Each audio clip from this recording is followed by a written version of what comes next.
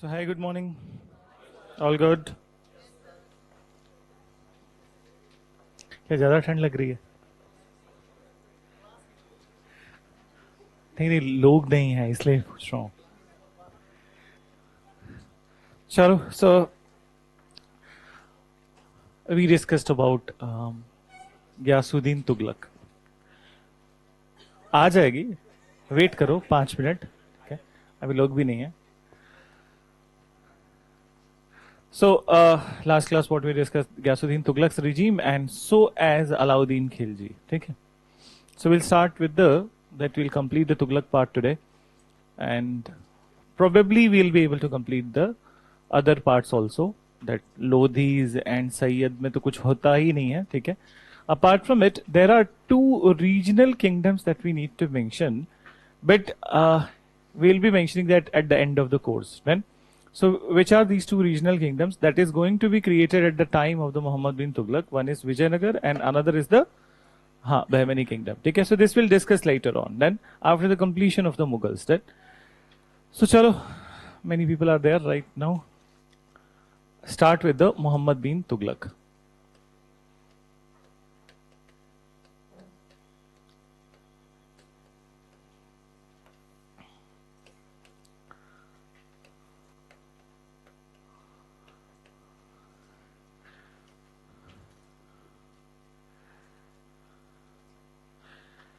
So now listen. So when it comes to Muhammad bin Tughlaq, okay, so he was a very unique personality, very unique in many sense. Then, so first of all, the positive traits of the Muhammad bin Tughlaq, that he was well versed in many languages, then expert of many languages.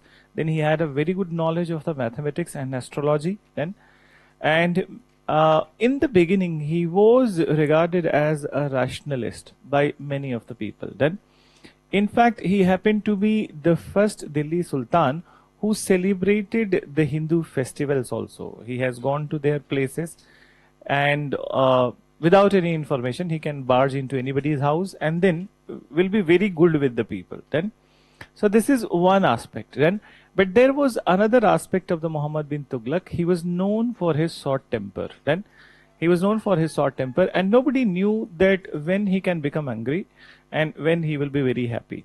Apart from it, not only, so he was also known for the extreme capital punishment.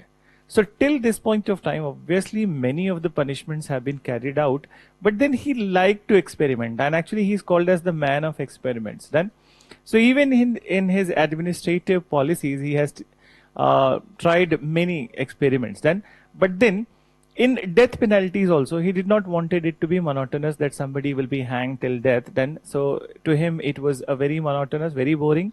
He wanted different kind of death punishment. Then, so actually he was notorious in the beginning. He was notorious for his awarding death punishment, which included. So what kind of death punishments were given? Not just the hanging till death, but apart from it, if suppose 4 or 5 people have done some sort of theft or rape or robbery, so they all were given the same punishment. All of them were sewn together and then hacked to death. Then, you understand? एक साथ सिल दिया जाता था लोगों को, ठीक है? Then they were hacked to death. Then another death punishment was that metal was melted. It was poured into the mouth of the person. Then, yeah. So just understand, just listen, ठीक है? Another death punishment was, so suppose that if somebody has a bad eye on the women and if they are doing that, तो उसके लिए एक specific punishment था कि those who were stereotyping, objectifying women, so their eyes were gouged out and then आंखें निकाल के गोटी खेलते थे. So then another death punishment was that a hook was pierced into the stomach and it was pulled apart. Then, so he tried these all and he took a hell lot of interest in these death punishments. So for this he was quite notorious. Then, moreover, there are many turns and events in his life. So one of the death punishment I just need to mention over here, related to even his relatives were not spared in this regard. So one of the cousin of the Muhammad bin Tughlaq, he was trying to topple him. He was trying to hatch a conspiracy and to kill him. Then, so he got to know that he's hatching the conspiracy, and then the punishment that he was given That is the most discussed topic of the Muhammad bin Tughlaq's regime. So what happened? He invited his entire family, okay, to open place, then including his wife, including his sons and everyone. And in front of them, his cousin was skinned alive. Then not this is not enough. Then so he was skinned alive, and then after, in front of them, his body was cut into the 1,000 pieces. Biryani was cooked with that, then, and then it was served to the family. They were forced to eat it. Then, so they were forced to eat it, and if when they all, it is said that some of the wives of the that cousin, they become unconscious. Then, so then that food was served to the elephants, and elephants threw it outside. Okay, so this is what is very well documented. So it shows that the kind of personality he was, that if you raise your eyes against him, so he will be the extremely brutal person. Then, so very contradictory personality. On one hand, we are talking about, and he used to visit a Jain saint's place also, Jin Prabha Suri. Okay. So he used to visit his place also. He used to respect them also. But then, if anybody is saying anything against him, so he was going berserk. Then, so this is how he was. Then, now we will talk about the experiments that he has done in his life. Some of them were for the good. Then, but then actually all of the experiments failed. Then, so we'll discuss one by one that what all experiments were there. Then we go into the episode of the Ibn Battuta. ठीक है? चलो, so mention करो. So start with that. What is the last? I think. ठीक है, ascended to the throne with the title Muhammad bin Tughlaq. ठीक है. So लिखो. He was a learned personality. He was a learned personality.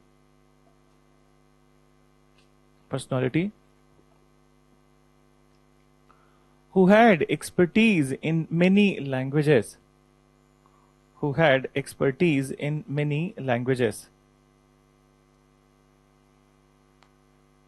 Many languages. Then mention.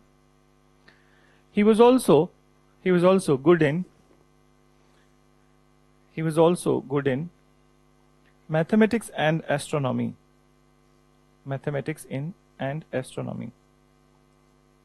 Then you write. He was the first Delhi Sultan.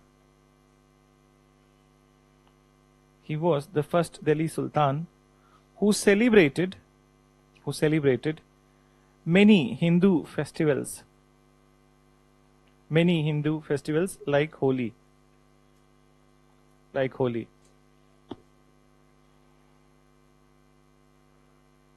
Then mention. In general, he was good to his population.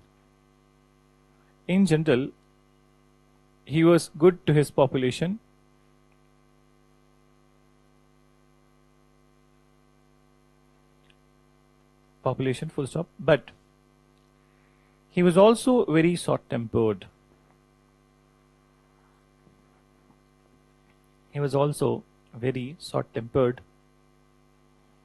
And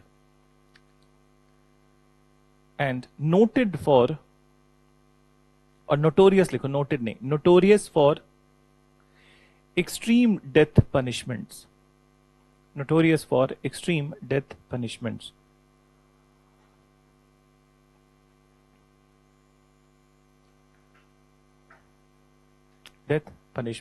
And then mention.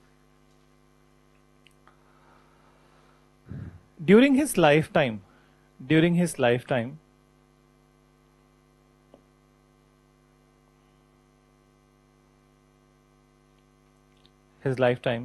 he took many initiatives.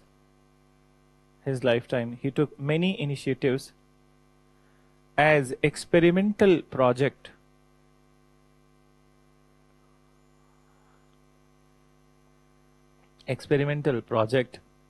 But unfortunately,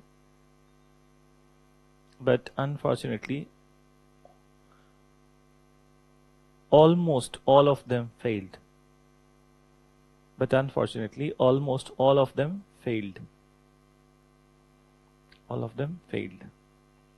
Then, Acha, can you tell me that when Mahmud of Ghazni has arrived in India, 985 to 1025. So who was the traveler, or that person who was historian and traveler also? हाँ, Al-Biruni, ठीक है? And at this point of time, Ibn Battuta. So any idea name of the book of the Al-Biruni? What is it? किताब, हाँ किताब तो है, ठीक है? किताब अल हिंद, ठीक है? So कहीं पे नोट करके लिख लो. I felt that you कहीं नहीं, इधर नहीं, नहीं नहीं नहीं, it's not at this time ना. So you write at the time of the invasions only. थोड़ा पहले जाना पड़ेगा.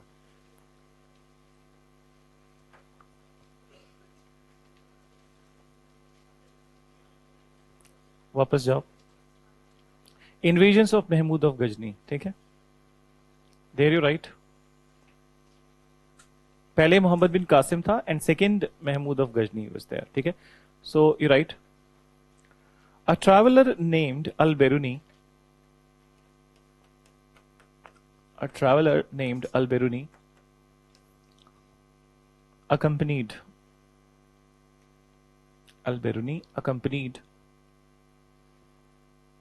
Mahmud of Ghazni to India.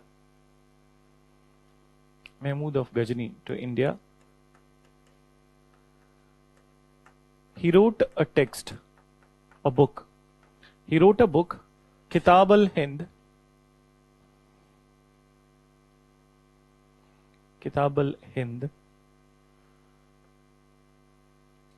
in which he has made observation about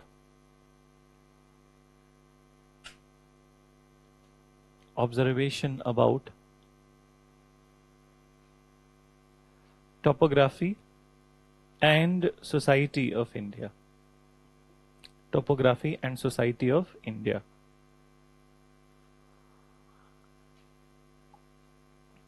Then, so now let's look at the Muhammad bin Tughlaq once again.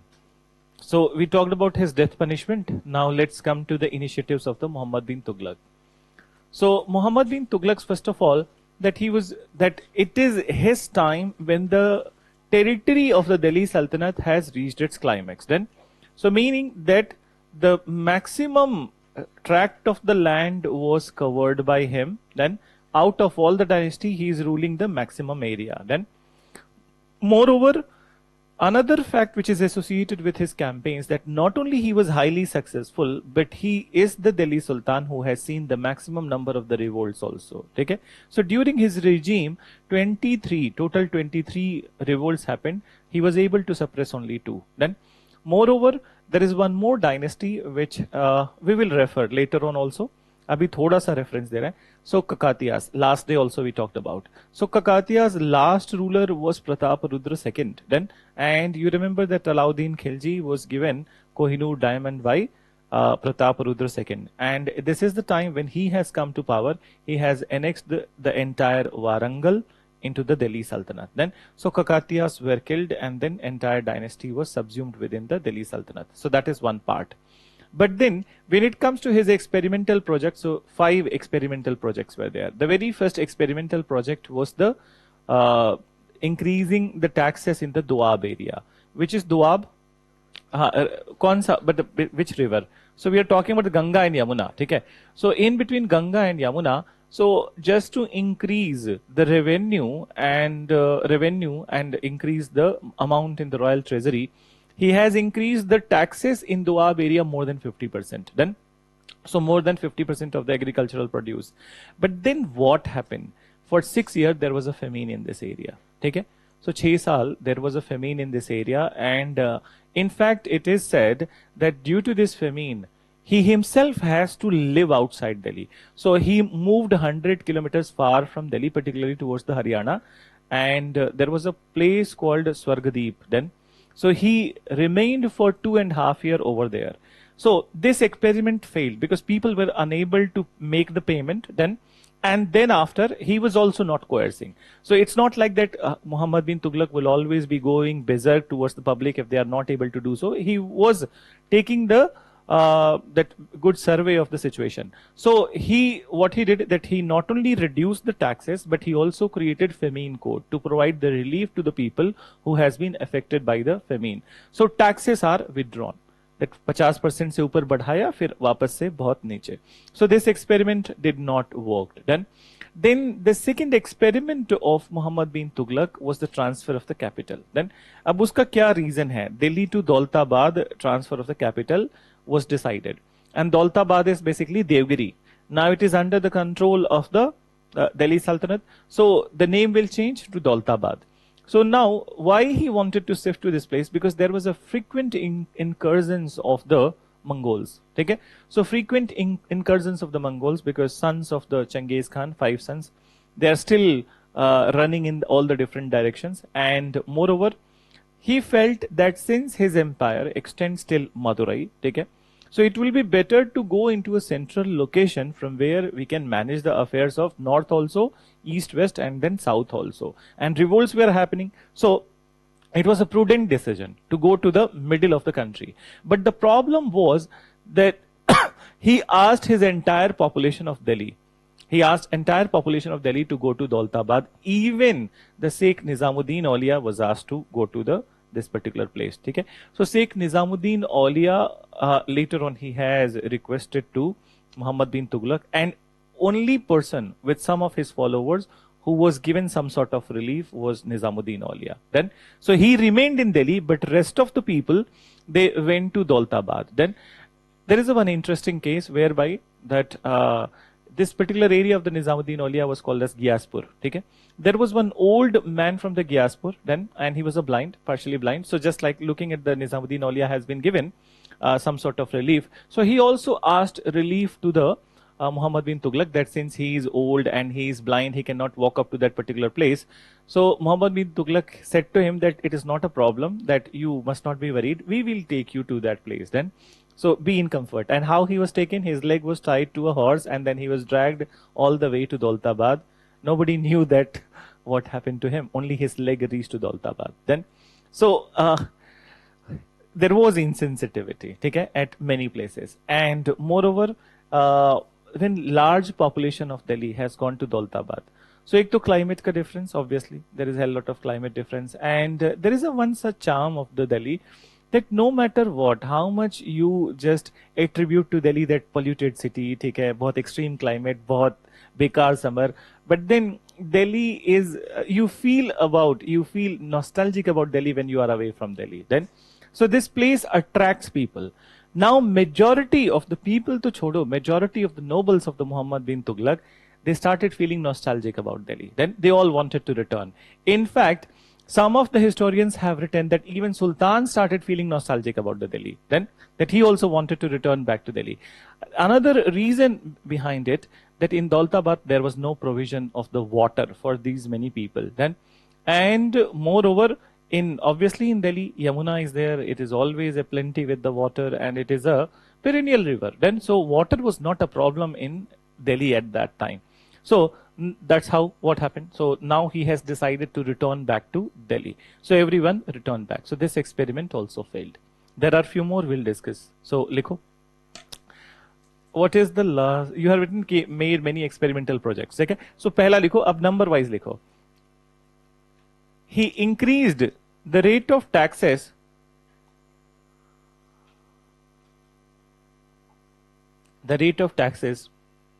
to more than 50%,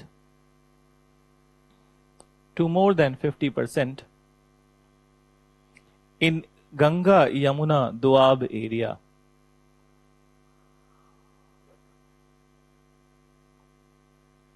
Ganga Yamuna Doab area. Done? Then mention further. But unfortunately, for 6 years, this area was affected by famine.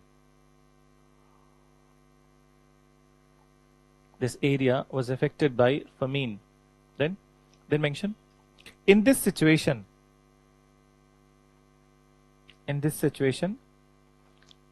Muhammad bin Tughlaq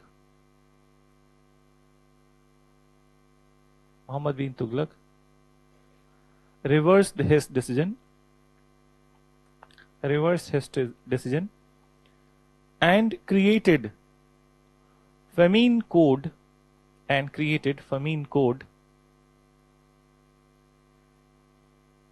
to provide relief to those who were affected.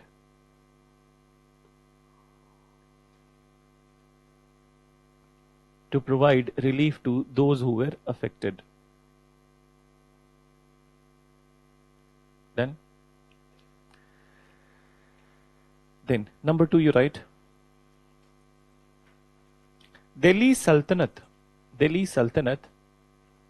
reached its territorial climax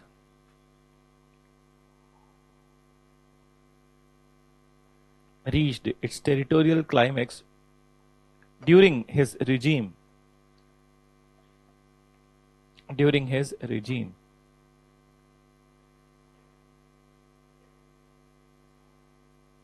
Full stop.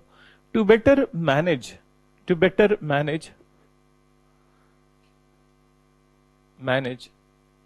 affairs of kingdom and to avoid Mongol incursion,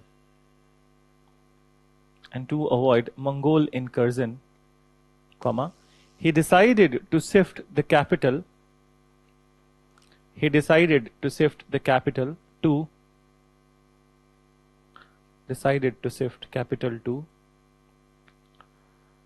Daulatabad.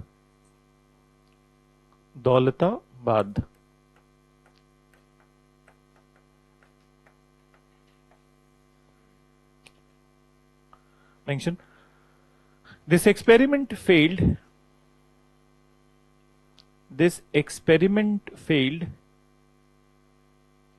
due to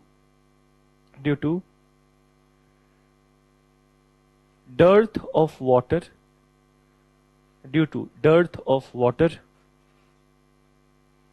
and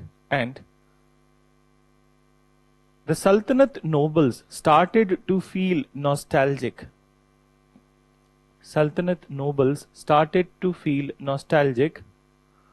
about Delhi.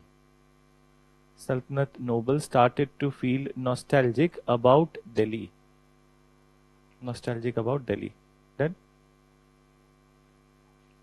so now listen, the other experiments of the Muhammad bin Tughlaq. So this is this wala part. Then there are 2 expeditions, and there is one agriculture department, and there is one more which is token currency.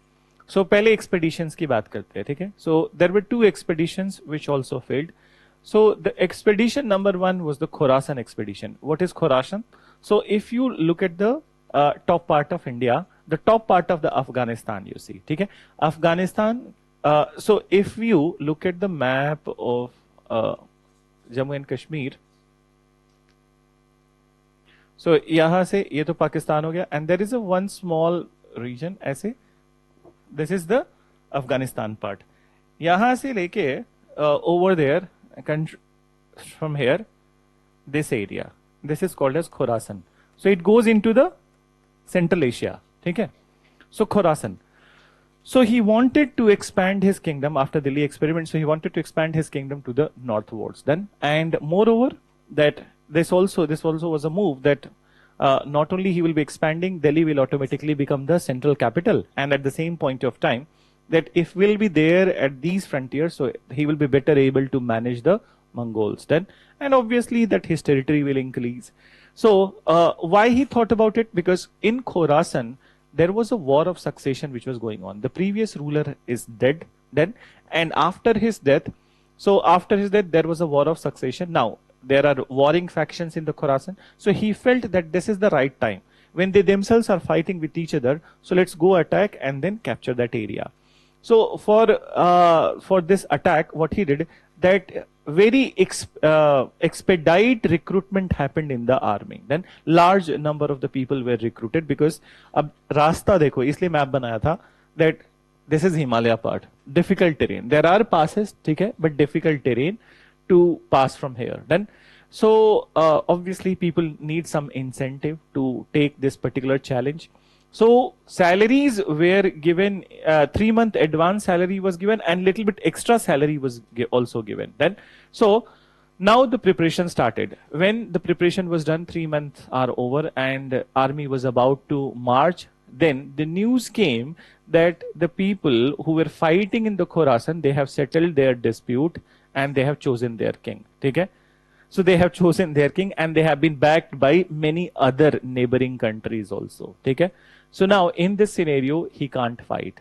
Then so he can't fight. So despite the preparation, he did not march to the Khorasan. Then so now the situation was like that, he has already paid 3-month advance salary to the soldiers. So he asked that advance salary. Okay? And soldiers decide that they maintain that they will better revolt than returning the money. So then he kept silent. Then so heavy in that heavy spending happened from the treasury, and then he lost the money. So this is one. Then he wanted to do another expedition that is known as Kurachil expedition. So there are two reasons of it. Then there is one trait of the Muhammad bin Tughlaq, that Muhammad bin Tughlaq was often offended by his own people. Okay? So though he was notorious for those death punishment and he was highly short-tempered, everybody knew that. So very often what was happening, that people were sending anonymous letters to him. Then and these anonymous letters were full with the abuses. Then so वो सब कुछ माँ बहन, ठीक है, everything. So now, and people actually, and his own nobles were trying this thing. Okay? His own nobles, they just wanted to see him going short-tempered. Then, so now, it was an entertainment also.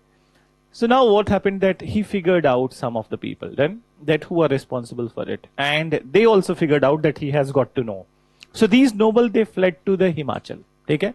So they fled to Himachal. So now he decided that not only they will be taught a lesson, but then he will also lead, if it will be successful, so he will enter into the China. Then, so he will make an incursion into the China. Now what happened? He went to Karachil, and from Karachil, these nobles further moved to the Tibet area. So then they also, his army, 10,000 okay, people of his army or soldiers of his army died in the Karachil. You know why? Because they entered into the inhospitable region where there was severe cold. They were not aware about it, and then just because of the cold, they have died. And in fact, those who were remaining then, so they were chasing, the Tibetans chased them down to the Delhi. Then, so this experiment also failed, and he learned a lesson that China cannot be invaded at this point of time, then any point of time. So that's a reality. Then, so बुरा लगेगा, but that's a reality.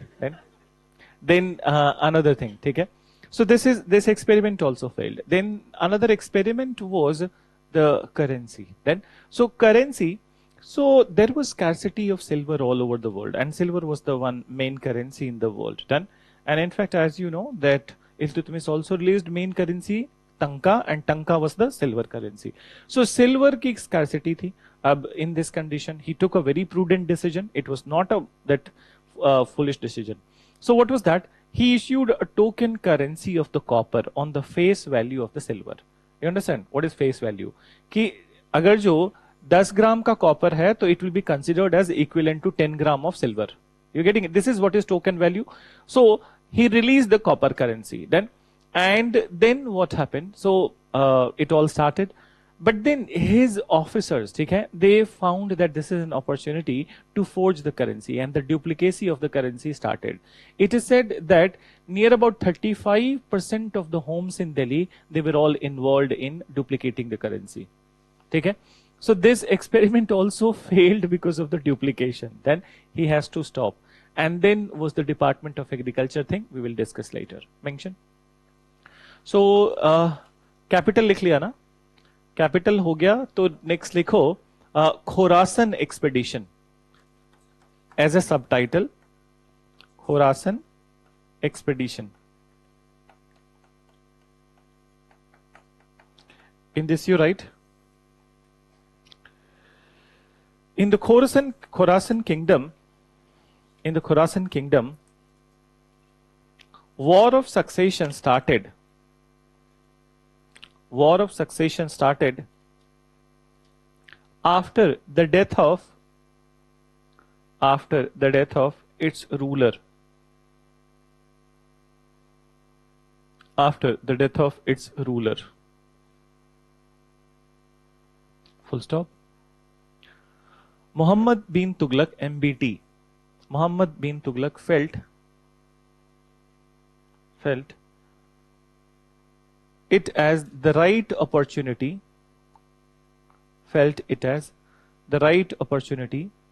to expand his kingdom northwards. Expand his kingdom northwards.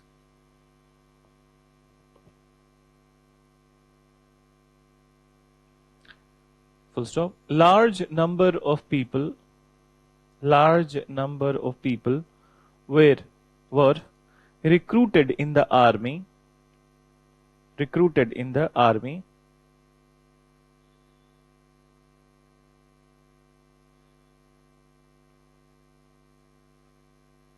Recruited in the army, and to keep their motivation high,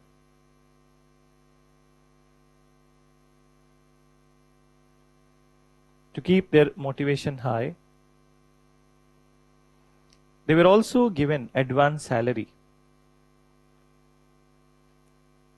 They were also given advance salary.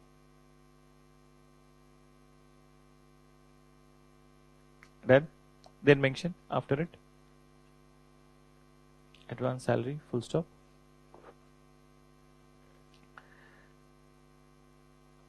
But the expedition did not materialize. Expedition did not materialize on the ground. Did not materialize on the ground due to settlement of dispute in Khorasan. Due to settlement of dispute in Khorasan.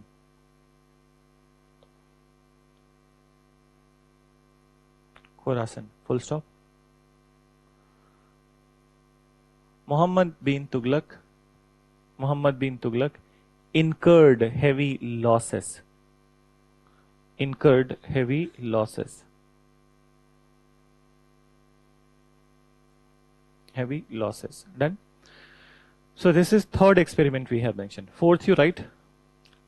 So fourth, how you write Qurachil, Qurachil, Qurachil expedition.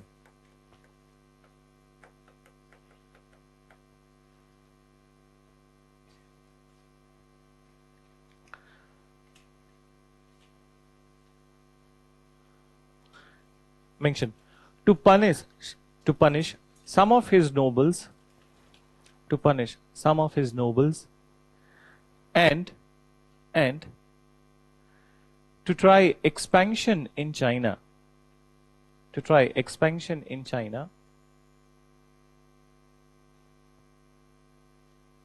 Muhammad bin Tughlaq led the campaign of Himachal.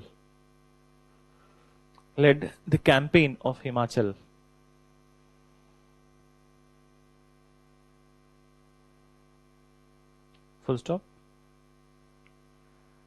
Unfortunately, his army lost the way.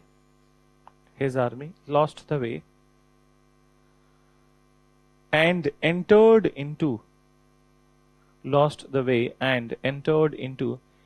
inhospitable territory. Inhospitable territory. It led to death of large number of soldiers. It led to death of large number of soldiers due to extreme cold.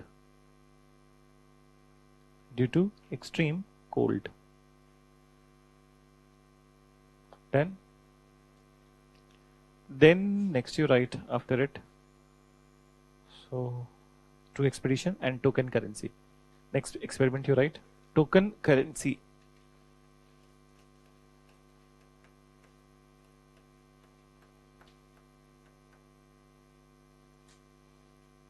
Token currency. So mention what is the number of this one, fourth or fifth? Fifth. ठीक है. So लिखो there was scarcity of silver. There was scarcity of silver all over the world. Scarcity of silver all over the world. All over the world. In this scenario, Muhammad bin Tughlaq decided, MBT, decided. In this scenario, Muhammad bin Tughlaq decided to issue token currency. To issue token currency of copper. Token currency of copper with the face value of silver. With the face value of silver. Silver. Full stop. This was a prudent move. This was a prudent move, but it also failed. It also failed due to the duplication of currency. Due to the duplication of currency by his own officers. Duplication of currency by his own officers. Done? So now one more experiment you understand, and then this one also failed. So what was this experiment? The establishment of the Department of Agriculture. Then, so he established a new Department of Agriculture known as Diwan-e-Kohi. And then the in charge of Diwan-e-Kohi, he was made responsible for promoting the cash crops. So cash crops, so people were given cheap loan, you understand, that very nominal interest rate. Okay? So very nominal interest rate, so that they can shift from the normal crops to the cash crops. Okay? So what was said, that instead of the barley, they must grow the wheat. Instead of the wheat, they can grow the sugarcane. And instead of the sugarcane, they can grow the date and the palm. So this was the policy. This is how it was written. So now what happened, that it seemed that he's obviously that promoting cash crop and people would have got good income, but then his own officers were not well trained, and then what happened, they mismanaged everything. Okay? So they were not able to promote any of the cash crops, but in fact they were doing the coercion with the people. Then so in this scenario, न इधर का रहा ना उधर का रहा, ठीक है, न वीट हुआ और ना ही उससे बड़ा वाला crop. So this is what happened then, and this experiment started to fail. This is one part. Then another thing associated with it only, that he also established a separate department of the Sondhar. Then, and what is Sondhar? So department of Sondhar, it is a credit facility. ठीक है? So credit समझते हो? Loan facility. ठीक है? So loan facility, and they gave a very cheap loan which was known as Takkavi. So this was also an agricultural loan. Then so cheap agricultural loan was given under this department. Then, and in this he has almost spent 7 lakh tanka in the Sondhar. Then so to give relief to the peasants. So mention, likho. Next experiment. He established the Department of Agriculture. He established the Department of Agriculture, Diwan-e-Kohi. Department of Agriculture, Diwan-e-Kohi.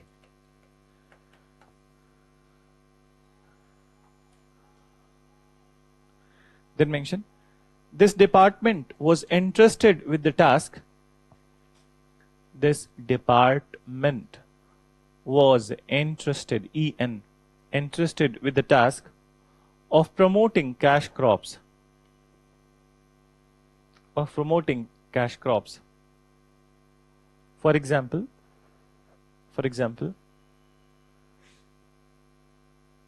wheat was too promoted, for example, wheat was too promoted instead of barley,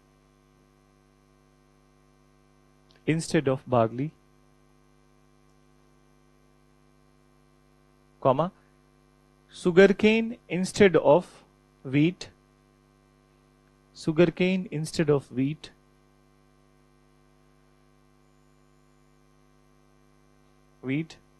comma, date and palm instead of sugarcane,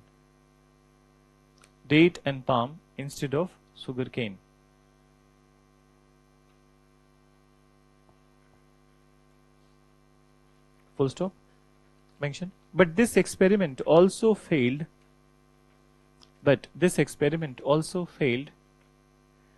due to mismanagement by his officers. This experiment also failed due to mismanagement by his officers.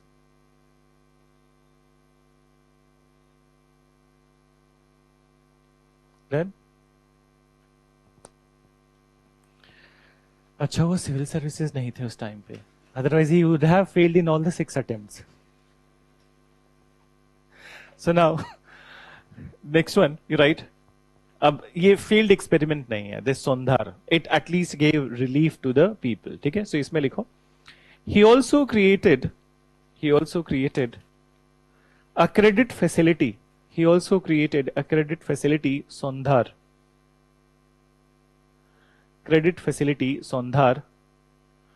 which gave cheap agricultural loan,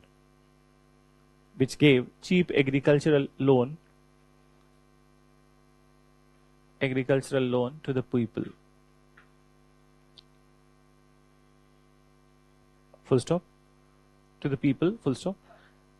This loan was popularly known as Takkavi. Taccavi.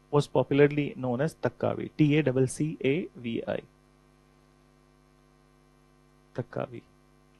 That.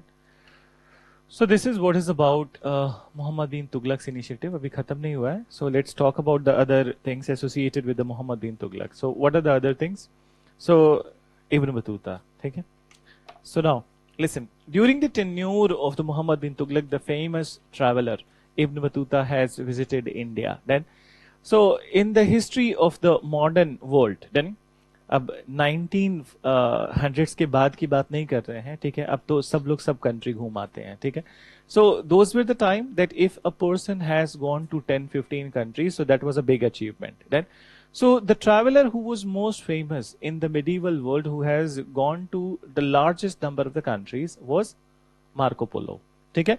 So Marco Polo almost visited all the major countries of the world. Then, and in fact he came to India also. So he came to the Kakatiya dynasty. Then, so he came to Kakatiya. He visited their capital Orugali. Then, this is the original name of the Warangal. Then, so he visited Orugali, and then he visited some of the ports of the Kakatiyas, which includes the Motupalli. So then he has made observations about everything, and then he is the one who has written lavish praises on the Rudrama Devi. Then, but then this is a thing of the 1200s. Then Marco Polo has arrived. The second most famous traveler of the medieval times was the Ibn Battuta. Then, and Ibn Battuta was a Moroccan traveler. Then, so he started from his country Morocco, and then he has gone to 42 countries at that point of time during his lifetime. So which included India and China both. Then, so now understand. So Ibn Battuta, when he arrived in Delhi, so what happened? That Muhammad bin Tughlaq gave him a grand reception. Then, and then immediately after his arrival, he was appointed the chief Qazi of Delhi. You understand what is Qazi? A judicial position. Okay? So Chief Justice of Delhi. Now, so Ibn Battuta remained in Delhi for more than 8.5 years. Then, and he has written a book, Rehala. Then, so in Rehala, he has made observations about Muhammad bin Tughlaq's regime. Moreover, he has expressed his happiness when he was given the chief position of the Qazi. He has written that his happiness was out of the bound, out of the sky. He was euphoric, and he felt that there could be no better kingdom than this and no better king than him. Then, so soon these all happiness and everything was to be reversed. Then the reality will come biting to him. he felt that Muhammad bin Tughlaq, obviously, that he has seen one aspect of the Muhammad bin Tughlaq. So now onwards, being chief Qazi of the Delhi, he started to take the rational decisions. Then, and in one of the rational decision, he has taken there was a one judgment, and in this judgment, he has taken the opposite stand of the Muhammad bin Tughlaq. Then, now this was enough. Then he felt that it is a UPSC exam. I will write the rational answers then, and the evaluator Muhammad bin Tughlaq will award the best marks to me. But he did not realize that it is the state PCS जहाँ पे बहुत corruption है. So, so now what happened? Muhammad bin Tughlaq did not like it. And immediately after it, he was instructed. So basically, he was arrested and put into the jail. Then he realized, and chief position of the Qazi was taken from him. Now Ibn Battuta realized that this is what is the reality, and he was desperate to get out of the jail. Then, so he was helped by many of the inmates, and then he started a kind of a regular conversation in the form of the letters with Muhammad bin Tughlaq, that he asked for the forgiveness. Then everything, every time. So now, one fine day, Muhammad bin Tughlaq was in a good mood, and then he released him. And once again, he was appointed chief Qazi. So, see that he's very bizarre personality. Nobody knows that when he'll be happy, when he'll not be happy, or happy honge to kya karenge, nahi honge to kya karenge. So then he was reappointed the chief Qazi. But then he was very restless. That Ibn Battuta, he wanted to go out of India anyhow. Okay? Now he has seen that the personality of the Muhammad bin Tughlaq. So he was waiting for opportunity. One fine day, he asked, and this all has been written in his book, Rehala. So one fine day, he asked to Muhammad bin Tughlaq that it's been long time that he hasn't seen his family, and there is a nostalgic aspect, that nostalgic thing in him, that he want to see his children and his wife. So Muhammad bin Tughlaq said that there is no need of going there. Then you better call them over here. Then, so, so once again it was blocked. Finally, what happened? That one such convoy came from the Lhasa, okay, and the Tibetan convoy. So this convoy, they wanted the experts from India. Experts from India who will assist in the creation of the Buddhist monastery in the Tibet. Then, so he felt privileged. Muhammad bin Tughlaq felt privileged, and then after, he started inquiring about the people who will go from India to help in the creation of that monastery. So that is the time when Ibn Battuta raised his hand that, sir, I have traveled to many countries, I have seen many Buddhist such monasteries, so I have made good observations about them. Rathi mein se likh ke leke aaya hu. So then he showed it to Muhammad bin Tughlaq, and he was impressed. He said that you will lead the convoy. Then, so when he was leading the convoy to Tibet, he fled from the Tibet. Then he went to Beijing. Okay? He traveled entire China. Then he went to Taiwan. From Taiwan, he went to Philippines. Then from Philippines, he came to Singapore, Malaysia. Then he came to Indonesia. From Indonesia, he came to Sri Lanka. Then, and he has written in his book that he was at Talai Mannar. Then and I hope you know where is Talai Mannar, the Dhanuskodi. So he was at Talai Mannar, and he happened to ask the people of the Sri Lanka that what is beyond these waters. Then, so then someone said that beyond these waters is the regime of the Muhammad bin Tughlaq. Then, and then he has written in books that he was so fearful of this thought that once again he will be in the kingdom of the Muhammad bin Tughlaq, that within a week he decided that he will never return to this land, and then he has taken a journey from Sri Lanka to Morocco.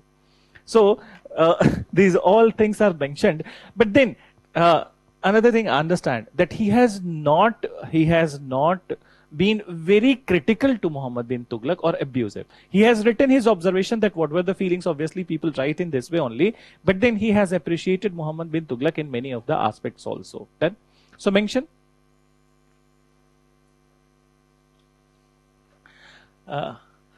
Geography का class नहीं किया था vision IS से, that's why he failed in दीवाने को ही.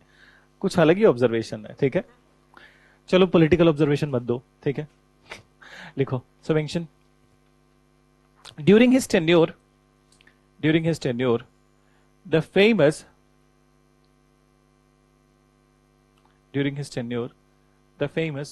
Moroccan traveler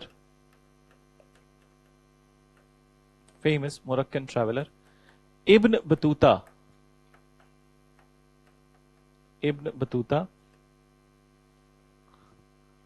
visited, famous Moroccan traveler Ibn Battuta visited Muhammad bin Tughlaq's court.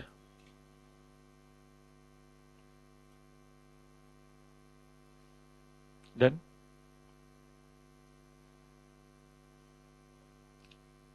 immediately he was offered the position of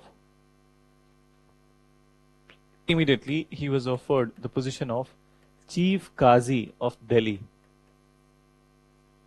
Chief Qazi of Delhi by Muhammad bin Tughlaq. Then mention Ibn Battuta wrote about his experience in Tughlaq's court,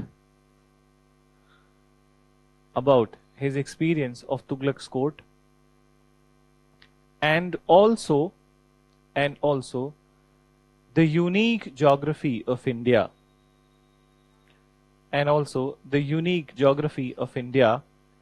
in his book Rehala.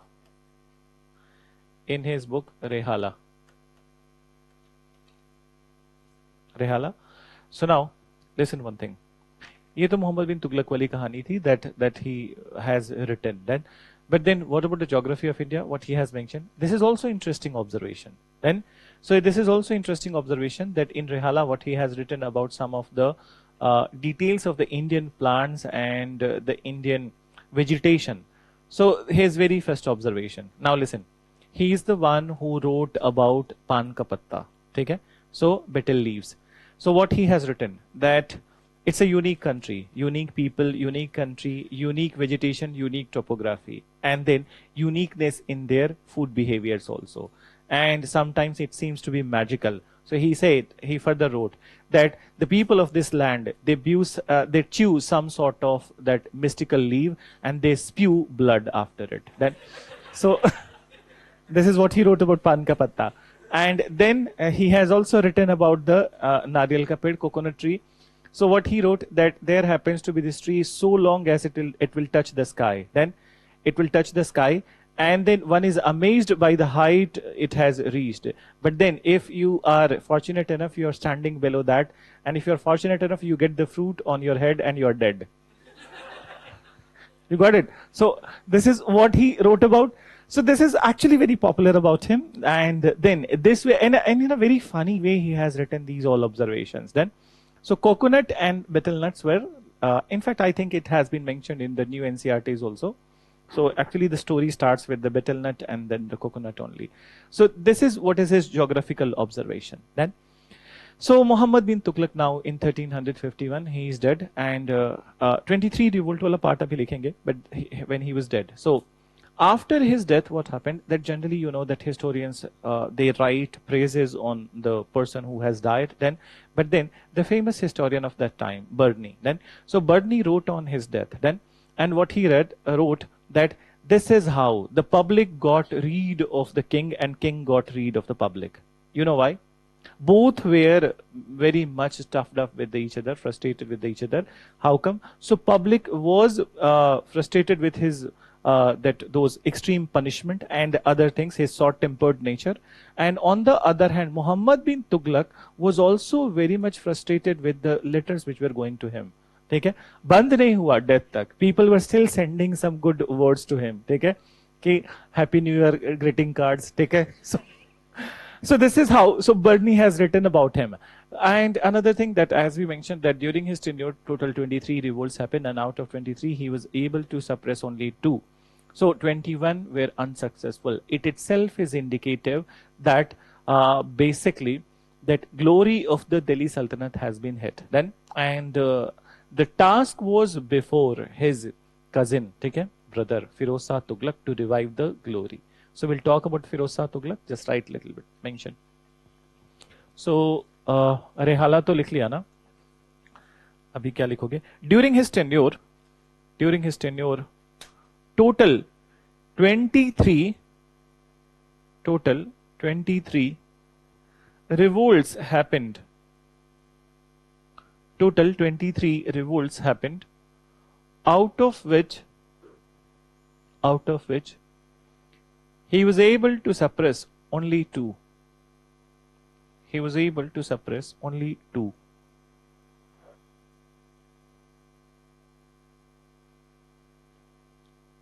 Full stop. These revolts also led to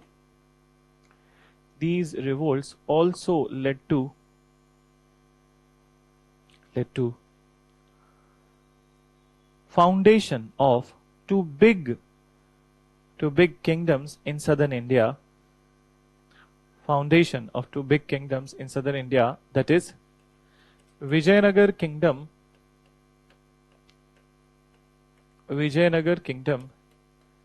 in 1336 and Bahmani kingdom in 1347. Bahmani kingdom in 1347.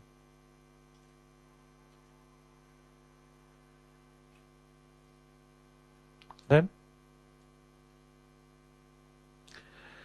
so this is what is about Muhammad bin Tughlaq's regime, and then let's come to the Firoz Shah Tughlaq. Okay. So mention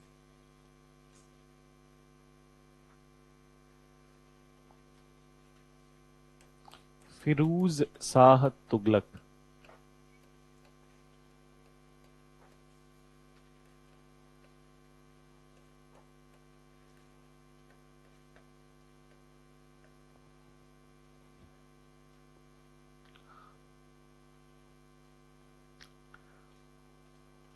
Firoz Shah Tughlaq. That we don't write Firoz actually. His name is Firoz. Pronunciation is Firoz, but then it is written as Firoz. So now listen.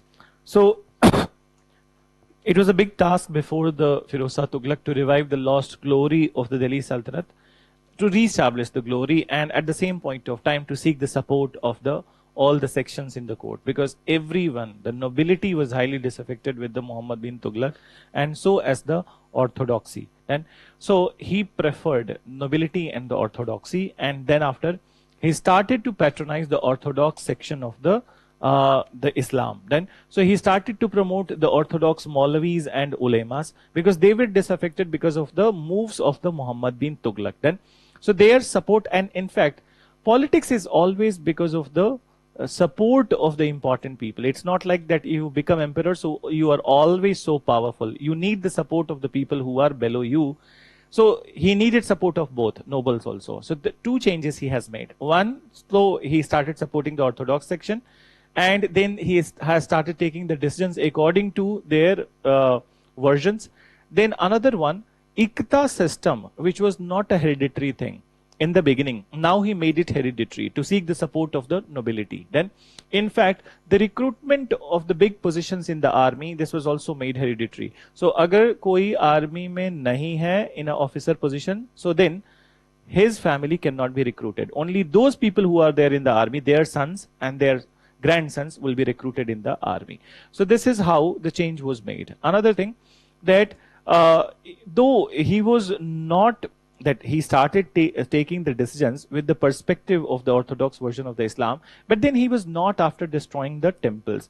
Only one thing that he maintained, that no new temples can be created. Then so if new temples will be created, so then it will lead to some sort of punishment. Then so that was his instruction. In fact, it is said that during his tenure there was one campaign towards Odisha, then, and this campaign is called as Nagarkot campaign. So there he found 130 Sanskrit inscriptions, and they were all translated into the Persian. So this is what happened. Then apart from it, there are many such initiatives of Firoz Shah Tughlaq that we need to mention, related to the many establishment of the many departments. And so as one of the very good initiative of the Firoz Shah Tughlaq was basically the creation of the irrigation tanks in Delhi. Okay? So have you heard about the area Hoj Khas? So you must have seen that particular artificial reservoir that he created. Then so he created many such artificial reservoirs in Delhi to keep the water level intact. Then apart from it, he established many departments. So these departments are, so one of the department is called as department of that Diwan-e Khairat, Diwan-e Bandagan, and Darul Safa. That, so we'll mention one by one that what does it mean. Apart from it, let's come to the taxes wala part. So jizya tax, have we mentioned it? पहले mention किया था कहीं पे? Nowhere. So he is the one who initially imposed the jizya tax on the non-Muslim population. ठीक है? So non-Muslim population. And what was the jizya tax? Protection tax. ठीक है? So it is derived from the word, I think तुम्हारी class में मुझे मतलब confusion हो जाता है कि किसी बैच में डिस्कस किया है एंड देन लगता है कि तुम्हारी बैच में है. So originally it is traced from the word, चलो let me tell you, अभी कुछ लिखना नहीं इसमें, ठीक है? So there is a one word which is called as zimmi. So zimmi, so basically it was all related to the three Abrahamic religions then. And what are the three Abrahamic religions? Islam, Judaism and Christianity. ठीक है? So why they are called as Abrahamic religions? They trace their lineage to Abraham. Then, so all the three trace their lineages to Abraham. Then, so they are called as Abrahamic religion. Moreover, out of these Abrahamic religion, the newest one is the Islam. Okay? And the oldest one is the Judaism. In the middle is the Christianity. So now, so it is said that in each of the Abrahamic phases, then, so there were the prophets. Then, so even Islam also considered that Jesus Christ was a prophet. Then, and so as in the Judaism also the prophets were there. So they say that these prophets that they will come and then the new versions would be established. So now it was there. So zimmi is the word which is responsibility. Responsibility. Then, and moreover, so since the Islam was the newest Abrahamic religion, so it was the Islam's zimmi, okay, to protect the Christians and the Judaism, okay? But for that purpose, they will have to take a tax, okay? And that tax was called as zimmi tax. Then, so zimmi tax. So basically, it was a protection tax originally for the Abrahamic religions. But then, when the Islam got established in India, or Islamic rule got established in India, so non-Muslims were also brought under its fold, and then there was a little bit of tinkering with the name. So zimmi, so it became Z se J ho gaya, and then it became jizya. That, so jizya tax. So this was basically the protection tax. But then one thing that they did, that this protection tax was only imposed on the non-Muslims, and Muslims were kept not kept inside the ambit of this tax. So only non-Muslims, Hindus, Buddhists and the Jainas, or whoever apart from Islam is there in India, they will be paying their taxes. Then, so the purpose of the tax is not considered as discriminatory, but it is the nature of the tax which is considered as discriminatory, that one section of the society will pay it and another section will not pay it. Then, so likho that there was a huge challenge before Firoz Shah Tughlaq. There was a huge challenge before Firoz Shah Tughlaq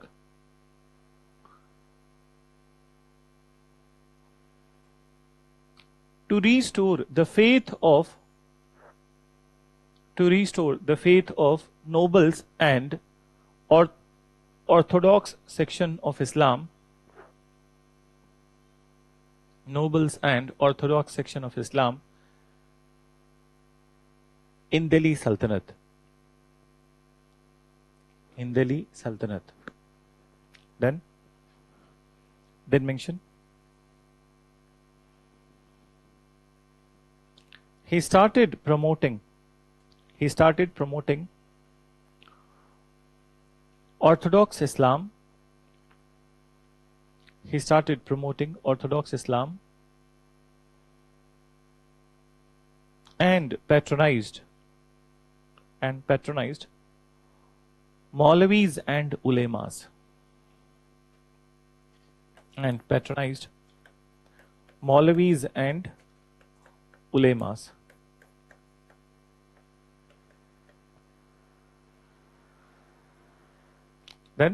Then mention. Next point. To seek the support of his nobles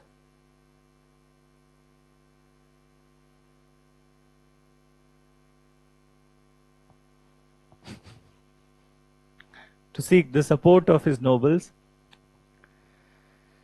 he made Ikta system hereditary in nature.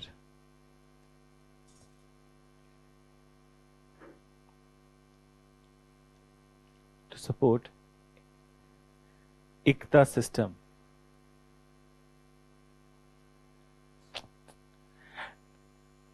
ये एकता system मत लिखो, आगे कपूर भी लिख लेते. To seek the support of his nobles, he made Ikta system hereditary in nature. मुझे comedy circus की जरूरत नहीं है, तुम्हारी कॉपीज ही होती हैं. So hereditary in nature. Then brackets में लिखो. It is considered as a mistake. It is considered as a mistake by majority of the historians. It is considered as a mistake by majority of the historians.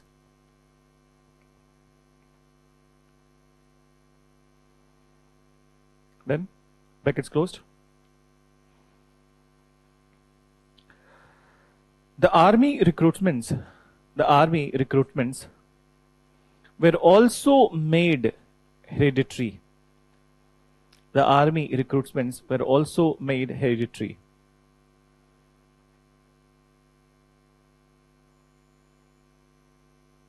Then, so Abhishek has asked that कि मिथुन चक्रवर्ती का गाना था Jimmy Jimmy, does it mean responsibility? तो कुछ ज्यादा दिमाग लगा रहे हो, देखो इतना दिमाग लगाओगे तो काम नहीं चलेगा, ठीक है. सो मिथुन चक्रवर्ती का जो गाना है ना, वो ये जिम्मी नहीं है, वो जिम्मी जिम्मी है, ठीक है. तो जे वाला है, ठीक है. तो एक वर्ड से बहुत कुछ चेंज हो जाता है. वो किसी को बुला रहे हैं, हो सकता है तुम ही हो.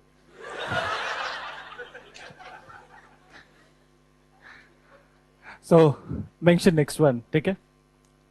चलो पहले एक्सप्लेनेशन देख लेते हैं, then will go into it. So rest of the part, so let's come to the taxes. Jizya तो we mentioned, but then by this point of time there were many taxes, ठीक है.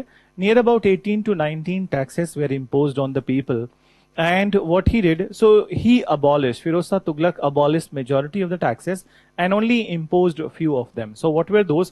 तो एक तो जिजिया है, ठीक है. But उसके अलावा, so there was a tax which was called as kharaj, ठीक है. There was a tax which was called as zakat, kharaj, zakat. Then khums, ठीक है. So kharaj, zakat, khums. What is this? So now understand, kharaj was the land tax, ठीक है. Then zakat was the this was the tax only on the Muslim people, ठीक है. So Muslim people, and why so? For the promotion of the Islam, ठीक है. So for the charity event in the Islam, and so as the promotion and propagation of Islam. So it is only on the income of the Muslim. And what was the khums? So khums was the tax on looted wealth in the war. So for example, that if they are fighting a war, so the soldiers, they were given the free hand to loot the other army, the defeated army, okay.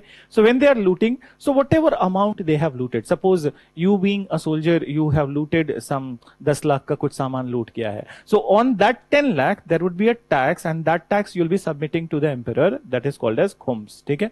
So these were the taxes which were imposed on the people. So एक बार लिखो, देखो एक और tax था, एक minute, ठीक है. Land tax दो तरह के थे. One was the kharaj, it was on the non-Muslims, and one was the ushra, ठीक है, it was on the Muslims. So land tax was there on both of them, but the names were different. So ushra was for the Muslims and this one was for the non-Muslims. So लिखो एक बार, Firoz Shah Tughlaq abolished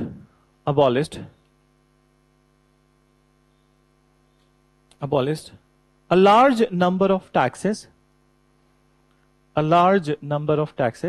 and imposed only a few.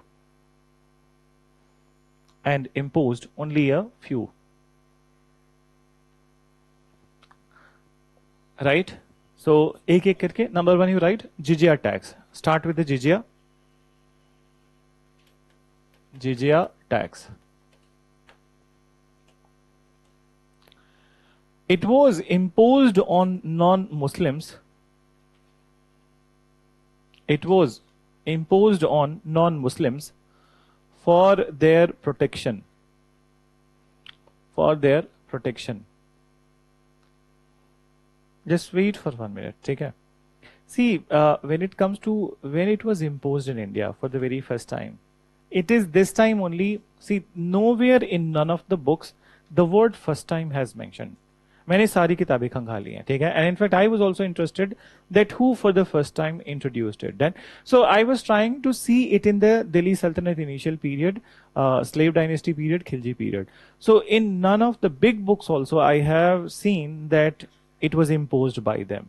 The very first place where I get to know that it was introduced, so that is the Firoz Shah Tughlaq's time. Then, and उसमें भी ऐसा नहीं लिखा हुआ है कि he introduced for the first time in India, but it is written that he introduced the jizya tax for the protection. This is mentioned. So it automatically means that he must have been the first person who has introduced it in India. ठीक है? और ऐसा कोई question भी exam में कभी नहीं आया who introduced the jizya tax for the first time in India. But then the tax existed right from the time of the Islam, from the 7th century AD, in the Middle Eastern part of the world. Then, so mention, likho. So what you have written on the non-Muslims for their protection. ठीक है? ठीक है. Then next you write kharaj. Kharaj. So kharaj likho. It was land tax. It was land tax imposed on non-Muslims. Land tax imposed on non-Muslims. Then you write ushra. Ushra. It was also land tax. It was also land tax imposed on Muslims. So, दो नाम क्यों है? What could have been the possible reason that why two names have been given? Difference in the rates. ठीक है? So rates difference थे दोनों के लिए. ठीक है? Then next you write after it. उश्र के बाद लिखो खुम जकत. जकत. जकत में लिखो. It was a tax on the income of Muslims. It was a tax on the income of Muslims for the promotion and charity in Islam. Income of Muslim for the promotion and charity in Islam. Charity in Islam. Last one you write khums. Khums. And khums mein likho. It was tax on looted wealth. It was tax on looted wealth in the war. It was tax on looted wealth in the war. Looted wealth in the war. Done? So this is about the 5 taxes, important taxes which were imposed at this point of time. So the other initiatives. So now understand. So other initiatives includes, as we mentioned, that he created many such artificial reservoirs in Delhi and particularly in the Hauj Khas area. Then, and in fact, it is said that it was Firoz Shah Tughlaq who was highly impressed by one of the Ashokan pillars. Then, so Asoka's pillar, which was there in the Topara area of the Haryana, okay? And he is the one who brought that particular pillar to Delhi, okay? So he did not disturb it; he just brought it to Delhi. Then apart from it, what we were mentioning, that many departments that he created. So 2 departments are stand out.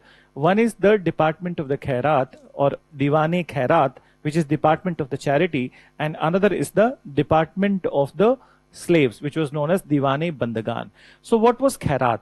Khairat was a charity organization and it helped poor people. Okay? So poor people in the marriage of their daughters. Okay? So particularly it was providing financial help to them in marriage of their daughters. Then the next one we mentioned, Department of Slaves, that is वैसे ही नाम से ही visible है कि क्या है. Then he created Darul Safa. So Darul Safa in many parts of Delhi. And what is this Darul Safa? public hospitals. ठीक है? So public hospitals. Moreover, Firoz Shah Tughlaq was also the lover of the gardens, and moreover, his favorite fruit was the mango. So it is said that he is the one who is attributed with planting many of the mango gardens of the northern India, particularly in UP. Then, so you must have heard about Lucknow का एक सब town है मलिहाबाद, ठीक है, known for the mangoes only. So that was actually planted by the Firoz Shah Tughlaq, and that tradition is continuing even till this particular date. Then, so that is one thing. Then, in the memory of the Muhammad bin Tughlaq, he founded a city, and the city name is the Jaunpur. Okay? So Jauna Khan was the original name of the Muhammad bin Tughlaq, so he founded this city. And then he also led the foundation of one of the precursor city of Delhi, which is known as Firozabad. So Firozabad, दो फिरोजाबाद है, एक UP में भी है जहां पे चूड़ियां बनती हैं, ठीक है. So obviously it is famous for the bangles, but then this Firozabad we are mentioning the area of the Firoz Shah Kotla, ठीक है, जो कि that it is the middle point of the New Delhi and then also the old Delhi, ठीक है. So that is the part which was created by him. Mention करो, लिखो. So he created many artificial water reservoirs. He created many artificial water reservoirs in Delhi. Many artificial water reservoirs in Delhi, of which the most famous is Hauj Khas.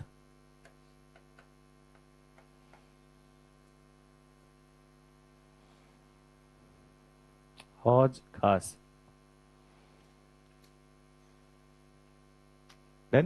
Then mention further. He established many departments. Which are as follows.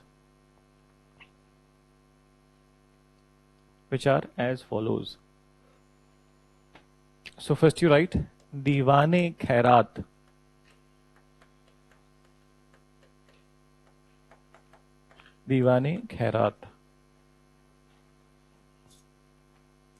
Mention. It was Department of Charity.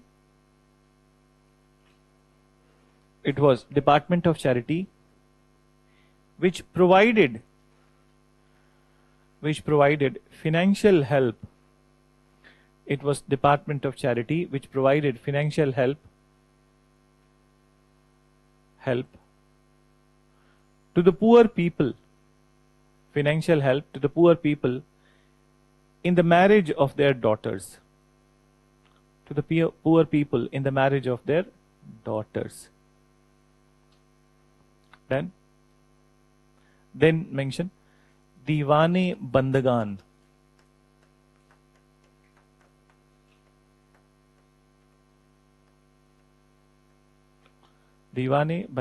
And this you can mention as plain way. Department of Slaves.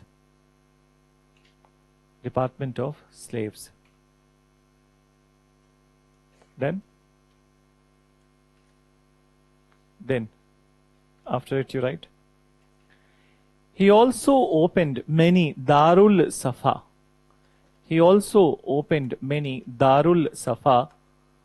Or public hospitals in Delhi. Darul Safa or public hospitals in Delhi.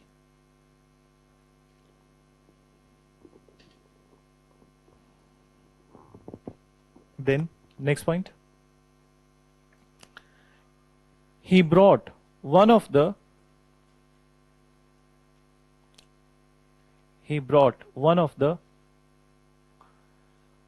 Ashokan pillar from Topara in Haryana to Delhi. One of the Ashokan pillar from Topara in Haryana to Delhi.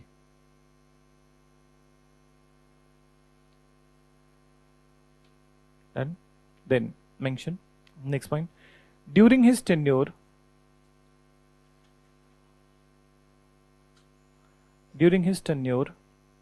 130 Sanskrit inscriptions. 130 Sanskrit inscription brought from brought from Nagarkot, was translated into Persian. Brought from Nagarkot was translated into Persian. Translated into Persian. Next देखो. Firoz Shah Tughlaq, FST, was the lover of the gardens.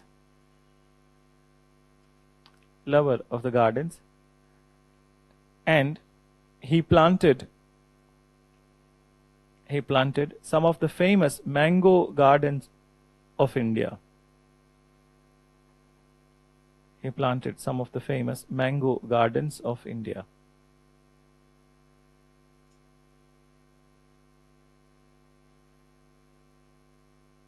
And mango gardens in India. So this is one part. एक और कोई information जो discuss किया छूट रहा है. Jaunpur mention. In the memory of Jona Khan,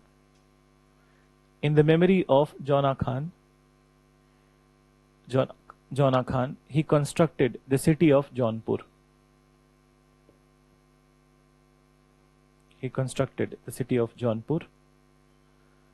And write one more. He also laid the foundation. Of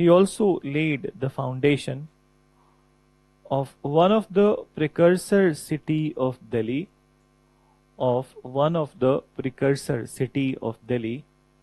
He also laid the foundation of one of the precursor city of Delhi, Firozabad. And brackets में you can write Firoza Kotla.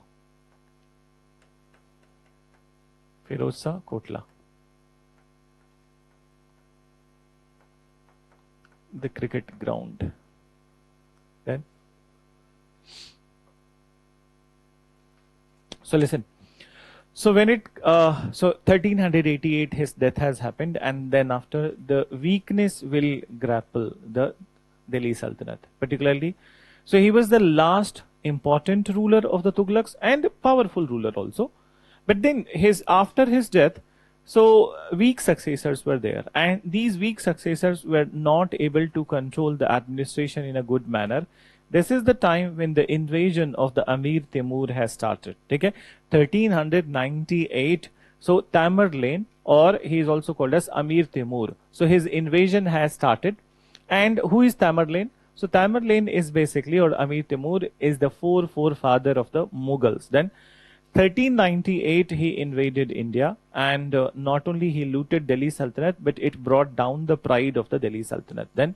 But then when he has returned back, so then his death has happened, and his general Khijr Khan, so he restarted the campaign of India, and in 1414 he has uprooted the Tughlaq dynasty and founded Sayyid dynasty in Delhi. So mention, अब एक paragraph लिखो, not a point, ठीक है? So after the death of Firoz Shah Tughlaq,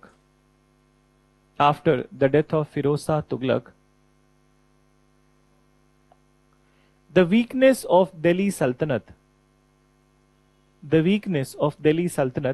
was exposed. Was exposed to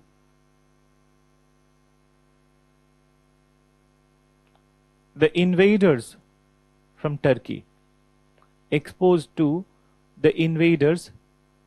from Turkey.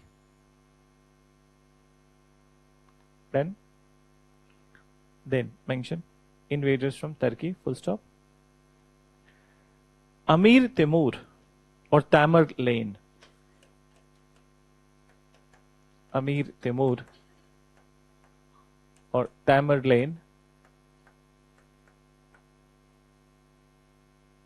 Tamerlane invaded Delhi Sultanate in 1398.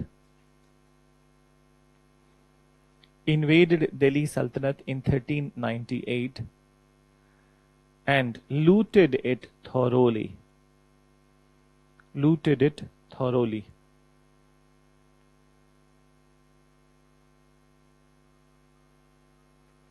thoroughly. Full stop. Later, in 1414, one of the general of Amir Timur, Khijr Khan, uprooted Tughlaqs from Delhi,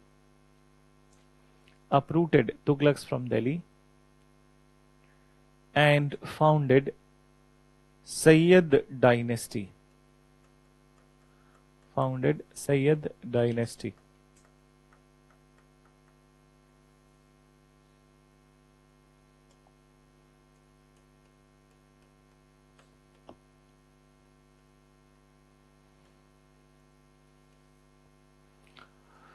So now listen that this dynasty, they had 3-4 rulers, but the most important was the Khijr Khan himself. Nothing of political importance has happened at this point of time. Only few things that we need to mention about the Sayyid dynasty. So there is architectural initiative that definitely we'll discuss in the art and culture, but here political, there is nothing. Then, so now understand. So Khijr Khan was the only important ruler, and moreover, when he has established the Sayyid rule in Delhi Sultanate, so he established this rule in the name of the Amir Timur. Then, and he, while ascending the throne, he read a khutbah in the name of the Amir Timur, okay, in the praise of the Amir Timur. That is what is. So then, moreover, he also declared himself to be the Rayyat-e-Ala of the Taimur's dynasty. Okay. So what is Rayyat-e-Ala? Caretaker. Then, so initially when Timur was alive, so then he was the Rayyat-e-Ala of Timur, and then after his death, he became the Rayyat-e-Ala of the Timur's son Shahrukh Khan. Okay. So yeah, that's the name. And in fact, Shahrukh Khan is considered as forefather of the Babur. Okay. So forefather of the Babur, grandfather, and moreover, when Babur, so Babur's father's name was Umar Sheikh Mirza, and his father was the Shahrukh Khan. Okay. So when Babur was the ruler of the Kabul, so he released the coins with the name of his grandfather Shahrukh. Okay. So it's an interesting fact. Then, so mention, you write, likho isme, Khijr Khan was the only important ruler. Khijr Khan was the only important ruler of this dynasty.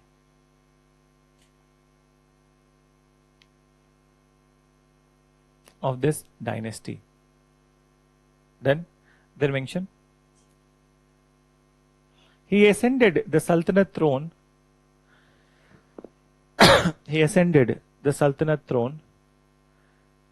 As the caretaker of Timur's son,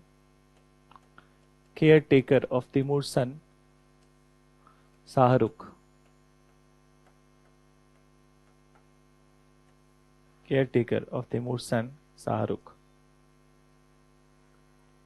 Then mention further.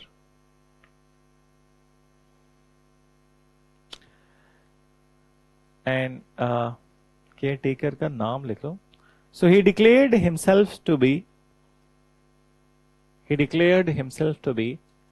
Rayyat-e-Ala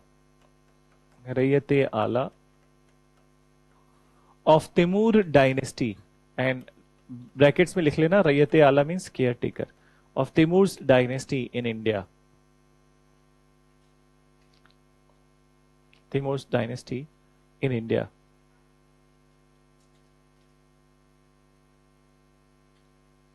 Full stop.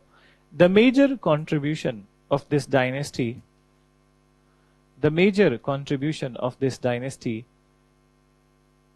was in the field of architecture.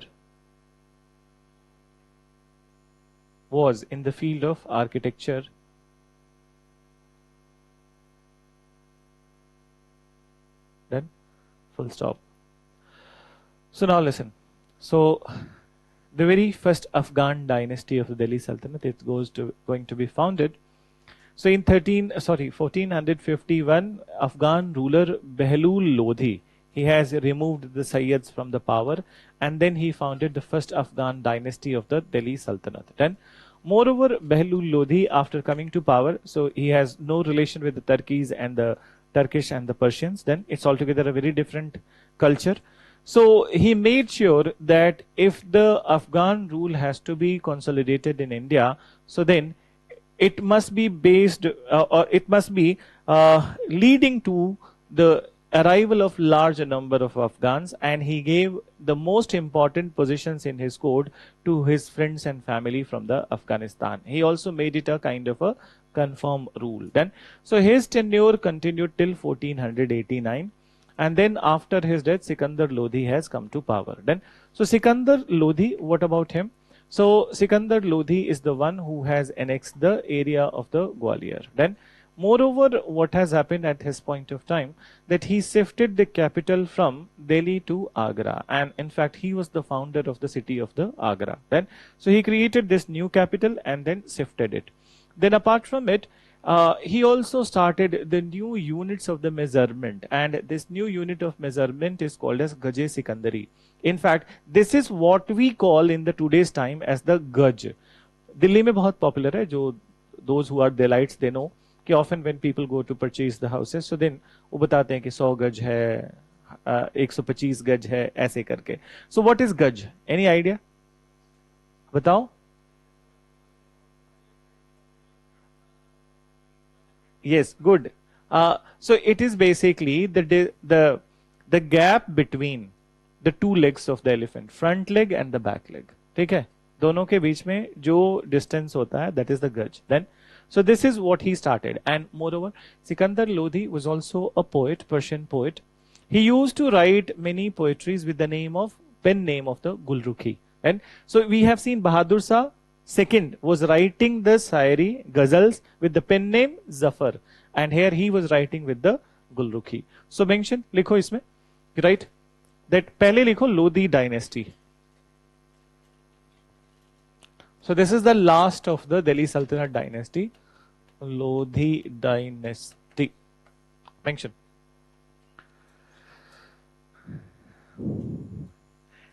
तुम लोग बड़े political हो, ठीक है? करीना कपूर के बेटे का discussion यहाँ कर रहे हो. रख दिया तो रख दिया, ठीक है? And actually the meaning of the word Timur is, you need to understand the meaning of the word, then not unnecessarily bringing everyone and anyone in the discussion. Timur का मतलब होता है the person with the iron will. Then, so this is what is the meaning of the word Timur or Taimur. Then, तो हर discussion अच्छा नहीं होता है, ठीक है? Do it in your personal circle but not on this platform, नहीं तो मैं ही टंग जाऊंगा, ठीक है? सो लिखो, it was the first Afghan dynasty, it was the first Afghan dynasty of Delhi Saltanat, first Afghan dynasty of Delhi सल्तनत.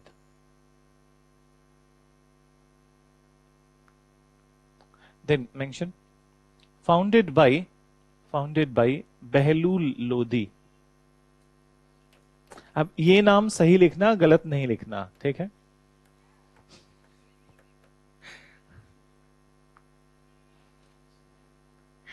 एकता जब एकता हो सकता है तो फिर then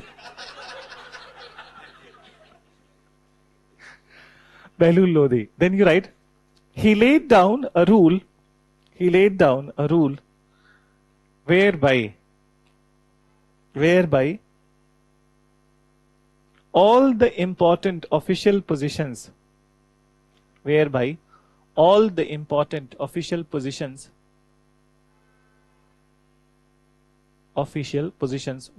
to be given to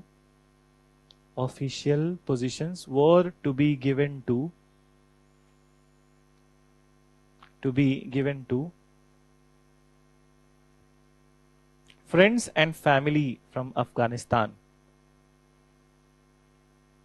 Friends and family from Afghanistan.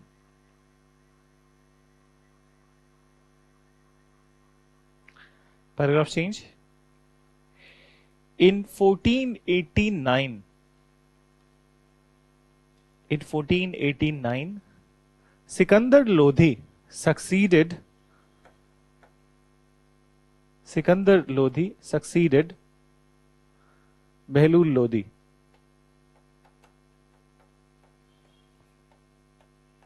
Then mention succeeded Behlul Lodi. He founded the new city of Agra. He founded the new city of Agra, and later Agra was made capital, and later Agra was made capital of Delhi Sultanate.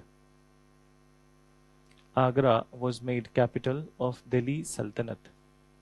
So अभी तक 3 capital हो गए दिल्ली सल्तनत के, पहला Lahore, second Delhi and then is Agra, ठीक है. And in Mughal time, so Mughal time तो अलग सल्तनत हो गया. So in Mughal period what were the capitals? So Agra was the capital, ठीक है. So as Fatehpur Sikri and so as Delhi, ठीक है. So one addition was done by the Akbar, that was Fatehpur Sikri. So mention further, आगे लिखो. He also started a new unit of measurement. He also started a new unit of measurement, that is Gaje Sikandari. That is Gaje Sikandari. Brackets में लिखो. Gaj is the distance between. Gaj is the distance between the front and back legs of elephant, of an elephant. Front and back legs of an elephant. Of an elephant. Then mention one more. He also wrote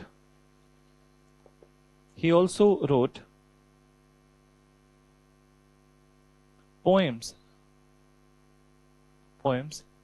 in Persian language, with the pen name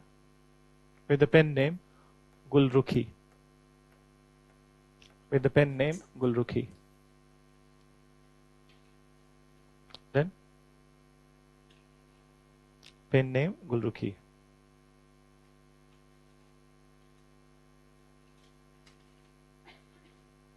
Then, so now write a title, Ibrahim Lodi. Mention.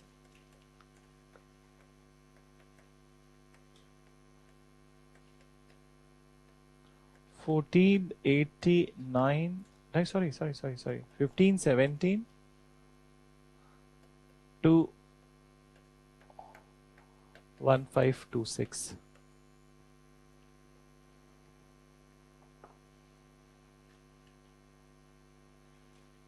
We'll have a discussion on him after the break, okay? Because here we need to talk about the Babur and then the Panipat battle also. So now listen. So Ibrahim Lodi's time. So Ibrahim Lodi came to power, and then in 1518 itself he was defeated by Rana Sangha of Mewar. Okay? So he had this confrontation, and that's how the building of the enmity between the two rulers. Then, so Rana Sangha of Mewar defeated him, and then after he is also in the mood to take the revenge from the Rana Sangha. Then moreover, Ibrahim Lodi, as far as his regime is concerned, so he was not a ruler who followed the policy of the Behlul Lodi, that is friends and family. In fact, he just not only stopped following that policy, but he also started disaffecting the peoples from the Afghan dynasty. He has humiliated his own uncle Daulat Khan Lodi, who was the governor of the Punjab area.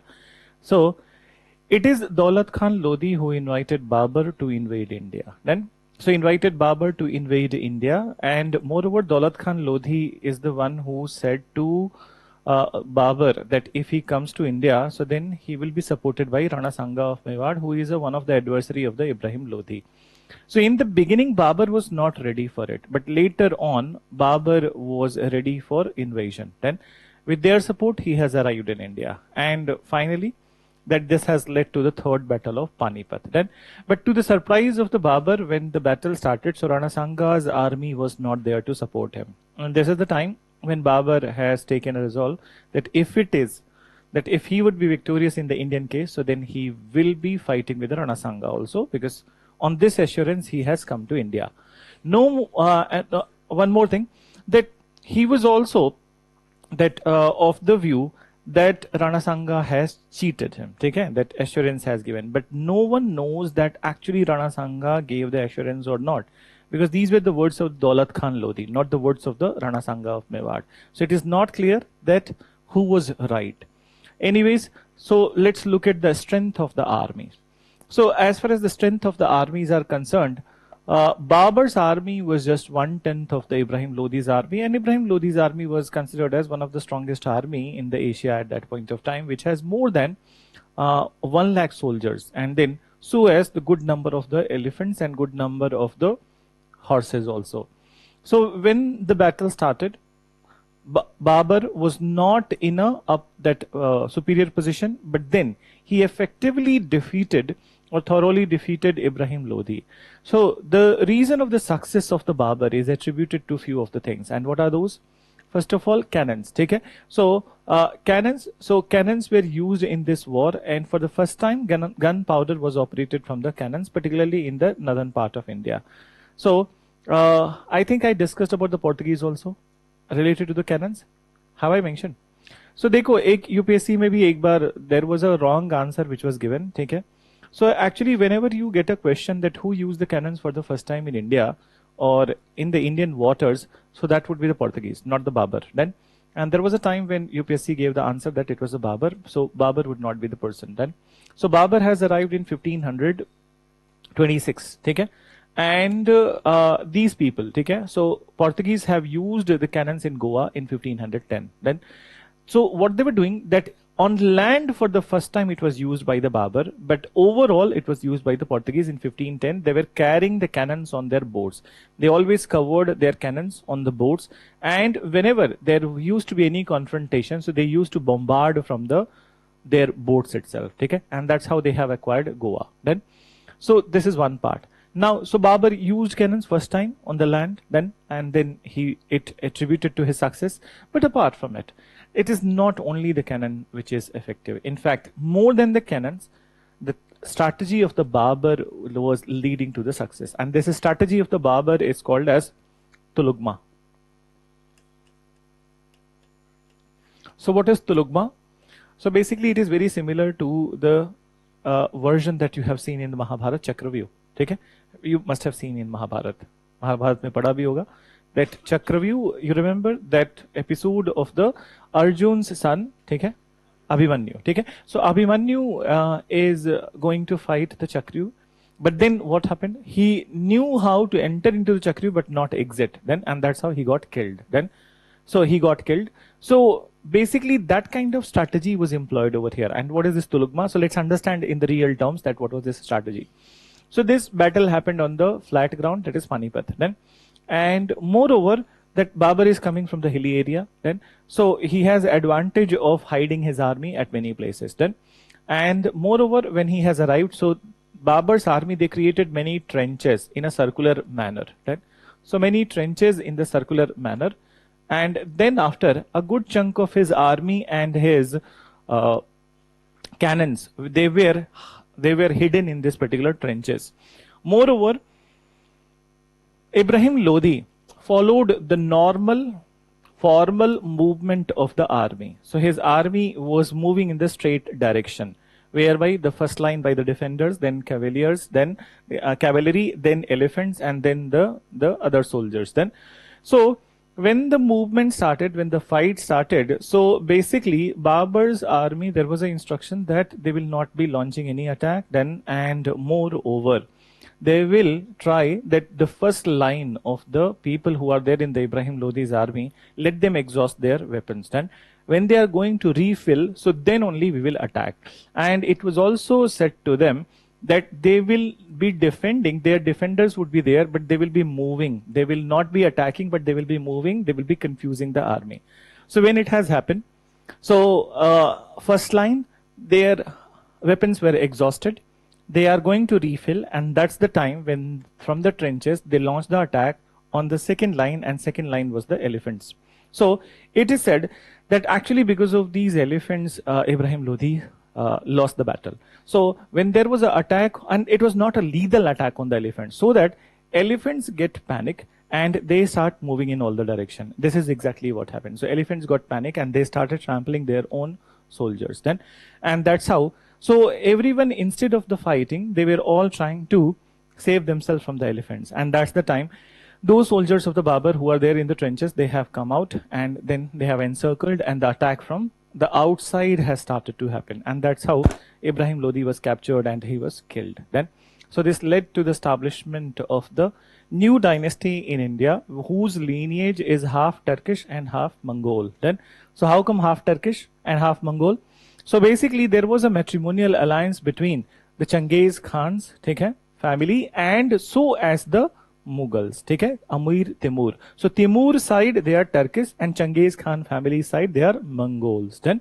So mention, you right? He was the last important rule. He was the last ruler, not important. He was the last ruler of Lodi dynasty. Last ruler of Lodi dynasty.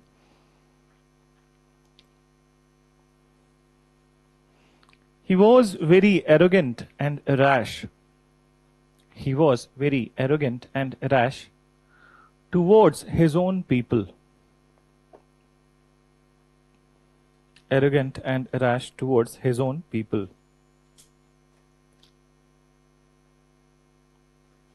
Mention. In fact, he killed one of his brother Jalal. He killed one of his brother Jalal from Gwalior, who was hiding in Gwalior. ऐसे लिखना. Jalal, who was hiding in Gwalior. Gwalior. Later, he also took the revenge from the ruler of the Gwalior.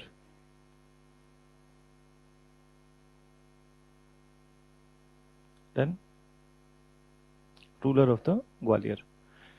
Then paragraph change karo. In 1518,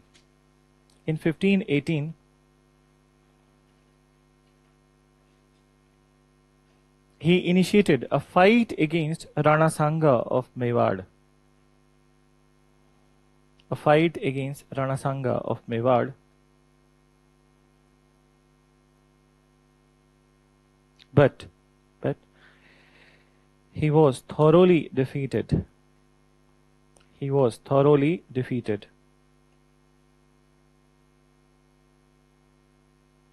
Then mention after it.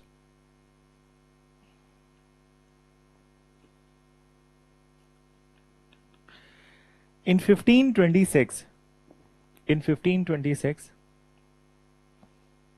Zahiruddin Babur,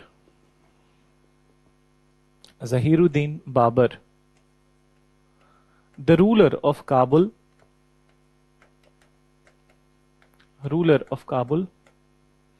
on invitation of Daulat Khan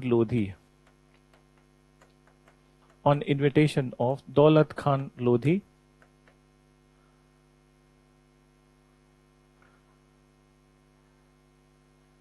came to India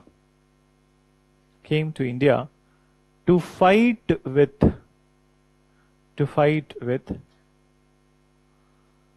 Ibrahim Lodi. Then mention. It materialized into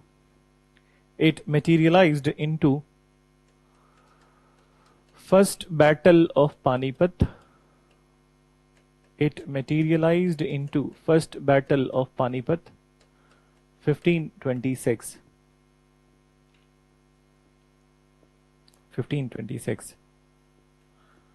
Full stop. Though the Babur's army was 1/10 though the Babur's army was 1/10 of Ibrahim Lodi, 1/10 of Ibrahim Lodi's army,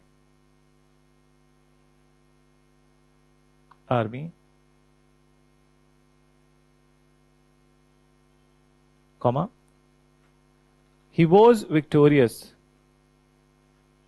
He was victorious because of his intelligent strategy, because of his intelligent strategy of Tulugma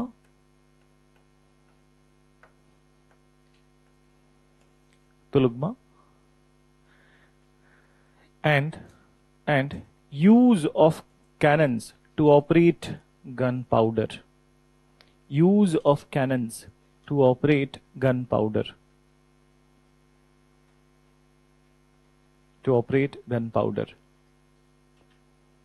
Then, full stop. Ibrahim Lodi was defeated and killed. Ibrahim Lodi was defeated and killed, which led to establishment of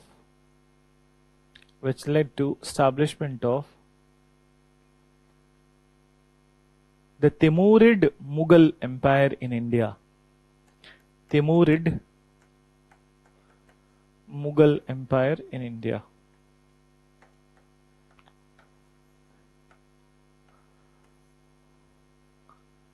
So Timurid means that origin associated with the Amir Timur. Then, and Timur was from Turkey. That's it. So we'll go into the Mughal Empire, but before that, there are different departments of the Delhi Sultanate. We will list, and then after we'll go into the Mughal Empire. ठीक है? So एक काम करो, write a title. लिख लिया. Different administrative departments of Delhi Sultanate. So I'm going to write the names on board. You can see and you can write. Administrative departments of Delhi Sultanate. So कुछ तो already हम लोग लिख चुके हैं, ठीक है? But then we'll write it again at one place. Those we have written and those we have not written also. ठीक है? So let's start with the very first department.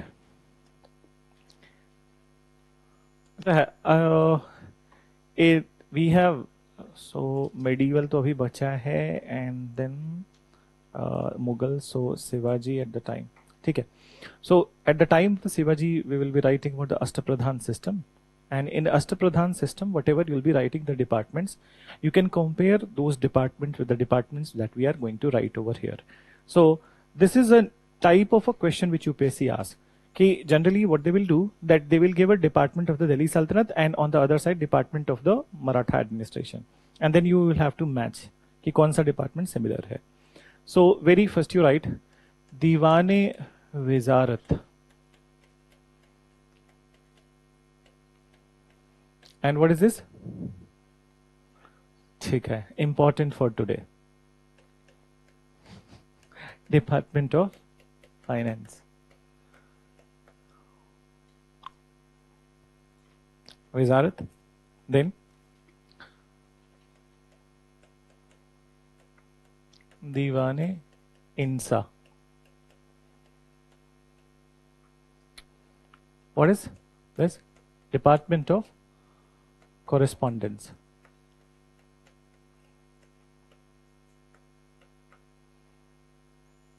Then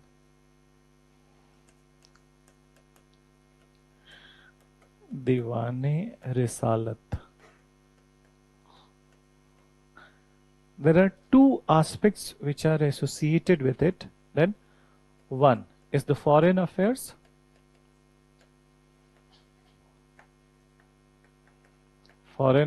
and ecclesiastical affair. So what is ecclesiastical? Religious decisions. ठीक है? Related to religious decisions. Then you mention Diwane Qaza. What is qaza? Justice, ठीक है। So department of justice.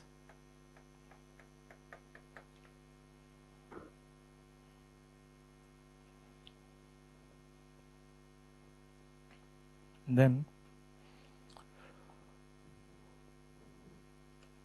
so this already you have written, फिर से वापस से लिख लो, दीवाने Ariz, and Ariz was related to military, ठीक है। So the few you have already written उसको लिख लो, and created by Balban. Then what about the Khilji? Khilji also created some of the departments, Alauddin Khilji particularly. So these are known as दीवाने मुस्तखराज।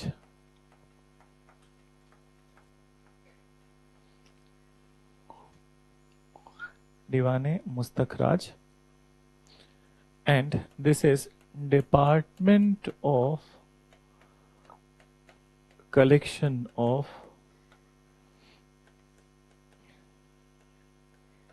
Arrears. Tell me the meaning of this word arrears. पैसा तो वसूली है, लेकिन कौन सा पैसा? बकाया वसूली, ठीक है। हिंदी में इतना तो पता ना, बकाया वसूली। तो जो लोग भी अपनी ईएमआई नहीं सबमिट किए हो, कर दो।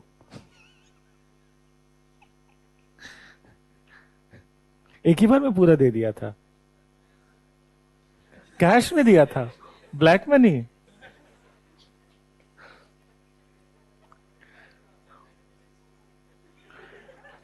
देखो पैसे पे तो सब गर्म हो गए। देखो, सो दीवाने मुनिहा,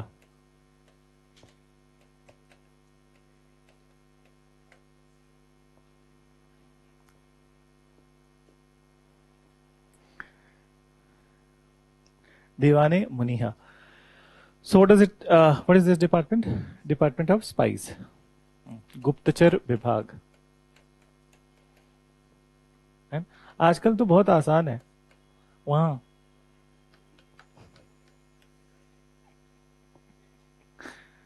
पहले के जमाने में इंसान लगाने पड़ते थे, अब तो टेक्नोलॉजी ही है। डिपार्टमेंट ऑफ स्पाइस, ठीक है। Then Firoz Shah Tughlaq, I am writing क्योंकि सब एक जगह पे हो जाए, सो लिख लो दीवाने बंदगान। अभी कुछ और डिपार्टमेंट है, दीवाने बंदगान,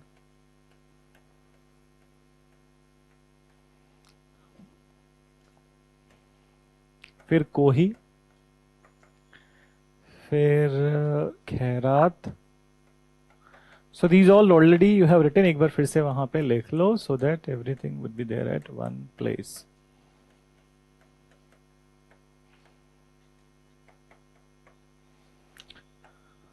slaves, agriculture,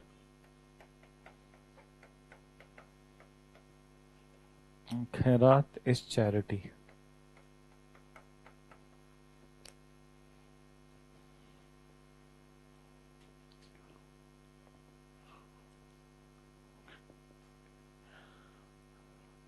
Done. So these were the different departments which were established in the due course of time during the Delhi Sultanate. ठीक है? So पहला वाला department what we have written Diwan-e Wizarat, and from Wizarat came the word Wazir. So basically the naming of the Wazir, modern में सबने पढ़ा होगा Wazir, ठीक है? So Wazir comes from the Wizarat. Actually he is the one who used to manage the finance, but then later on he became the prime minister also, ठीक है? So by the end of the Delhi Sultanate and with the arrival of the Mughal rule, ठीक है? So this is what is about the different departments. So now we'll be starting with the Mughal Empire, ठीक है? So write Mughal Empire.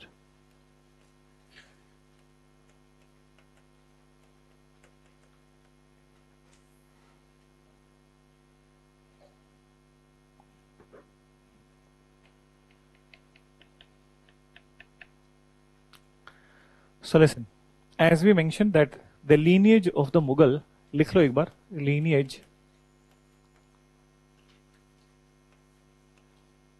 paternal side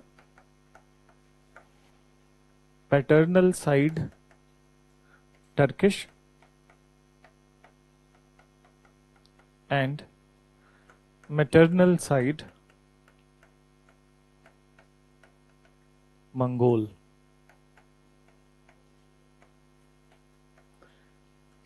So Turkish and Mongol.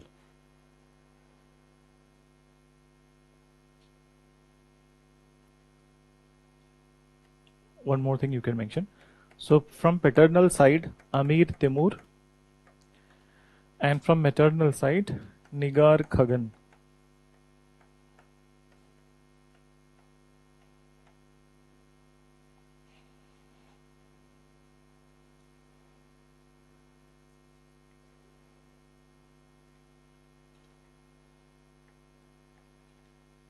Then, so listen. So originally Babur was the son of that Timur's dynasty, and as we mentioned that his father name was Mirza, Ustad Mirza. Okay? So now he was originally, they were there in the Uzbekistan. Okay? And Fargana Valley, so valley extends from Uzbekistan to Kyrgyzstan. Okay? But then main part is there in the Uzbekistan, and this area was also called as Samarkand. Then, so he was originally from the Fargana Valley of the Uzbekistan, which was a beautiful area and known for its exotic vegetation and everything. But then, when Babur was just 13, 14-year old, he was the ruler of that area after the death of his father, and he was driven out of the Fargana. So then, in the very early age, he started his campaign to establish his empire, and then finally he got the Kabul, where his empire was established. Then in 1525-24, for the very first time, he was invited by Daulat Khan Lodhi, and then he refused in the beginning, but then later when he was given assurance that Rana Sanga of Mewar is standing with him, so then he has come to India. So anyways, we know that how he fought, and then he established the Mughal Empire. So now, when he has established the Mughal Empire, so there were many tasks before him which he wanted to complete, and one was with the Rana Sanga of Mewar itself. So in 1527, he had a fight with the Rana Sanga of Mewar, in which Rana Sanga of Mewar was defeated in that particular battle. But then they don't take it in this way that if the defeat happens in one battle, so then it leads to the extension of the rule in the entire area. So though he was victorious in Khanwa, but that does not lead to the annexation of the Mewar. Okay? So that is one thing. So Babur wanted to defeat another trusted colleague of the Rana Sanga of Mewar, and that was Medini Roy. So that's how in 1528 the campaign of the Chanderi happened, and in this campaign of Chanderi, I think I mentioned the story last day with you.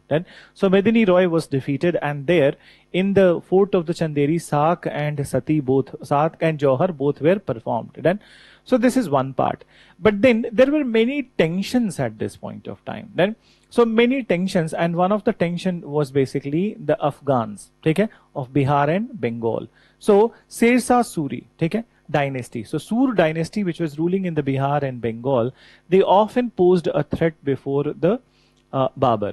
So he has driven them out of the Kannauj. He defeated them in the Kannauj.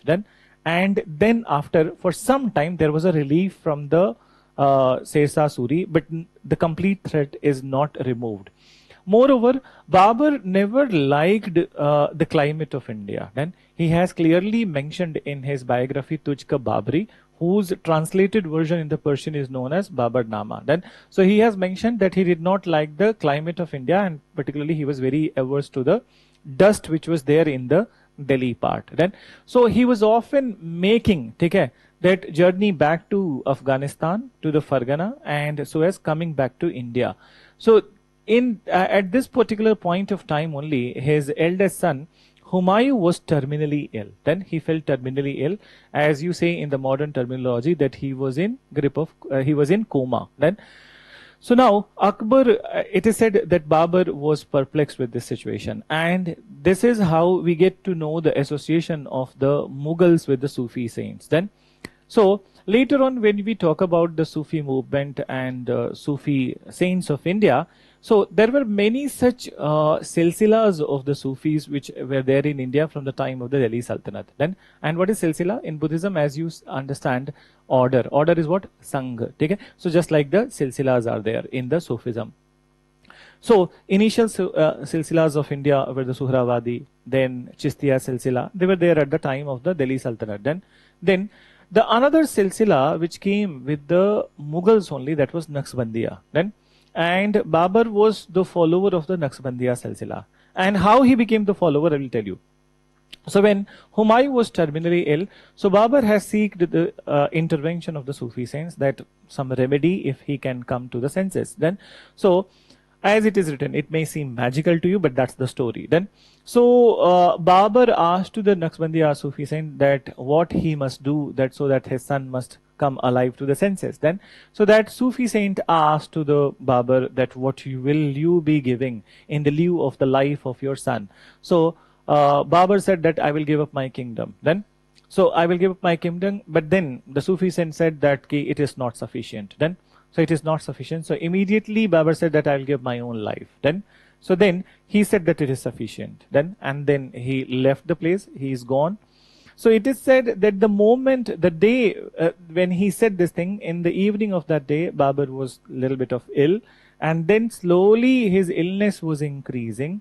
And the day Babur died, Humayun regained complete consciousness and he was alive. Then, so from here onwards, their faith in the Sufis increased a lot. Then, so increased a lot, and moreover, till the time of the Humayun, okay, Naqshbandiyas were quite much Naqshbandi Sufi saints. Okay? So they were quite much promoted by the Mughals. Then, but then 15 saal ke liye he will have to leave India, Humayun. So from 1540 to 1555, because Sirsa Suri's kingdom is established. So now they are not able to promote Naqshbandiya, and when they will be returning back, so unfortunate incidents would be there. Humayun's death, his son Akbar will come to power, and Akbar will promote the another saint. Okay? So which saint? Chisti saint. Okay? So once again the Chistis, and Chisti of the Fatehpur Sikri, whose name was Salimuddin Chisti. Okay? So mention, thoda sa likho. Babur as a title you write. And 1526 to 30. Mention. Because Babur originally belonged to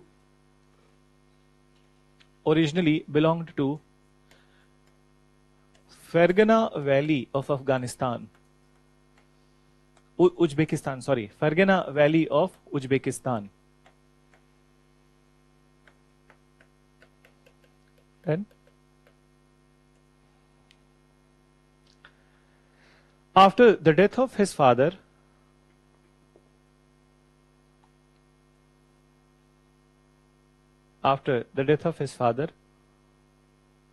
Usman Sheikh Mirza,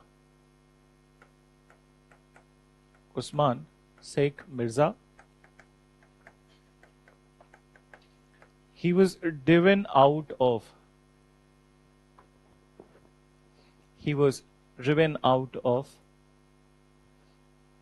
Fergana.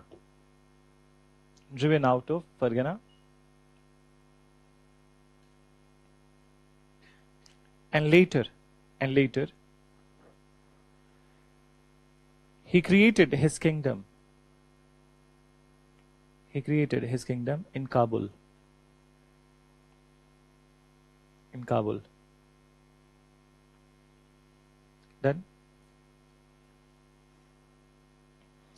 Then paragraph change karo.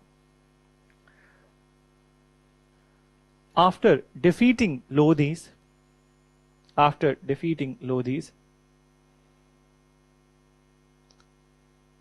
he fought with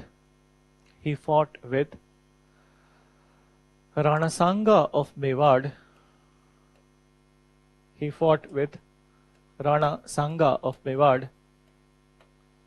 In Battle of Khanwa, 1527. Battle of Khanwa, 1527. Mention.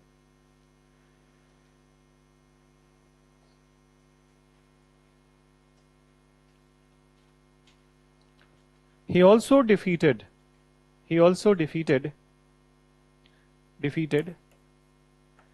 Medini Roy of Chanderi.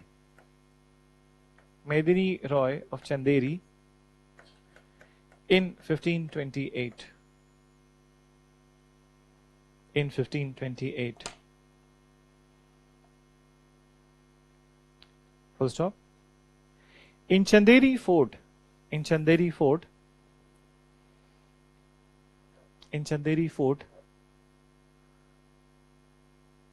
the soldiers of Medini Roy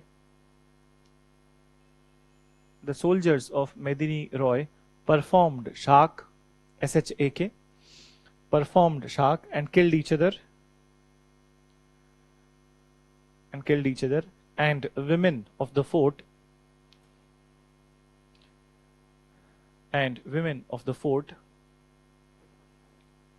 performed Johar, performed Johar. Then mention. After it, paragraph change. Babur also pushed the Afghan rulers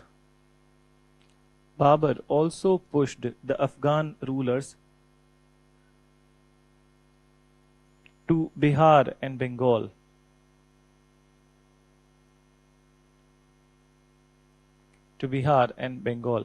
But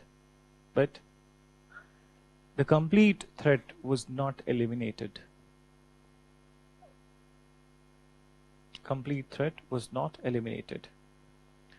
So write a title, Humayun.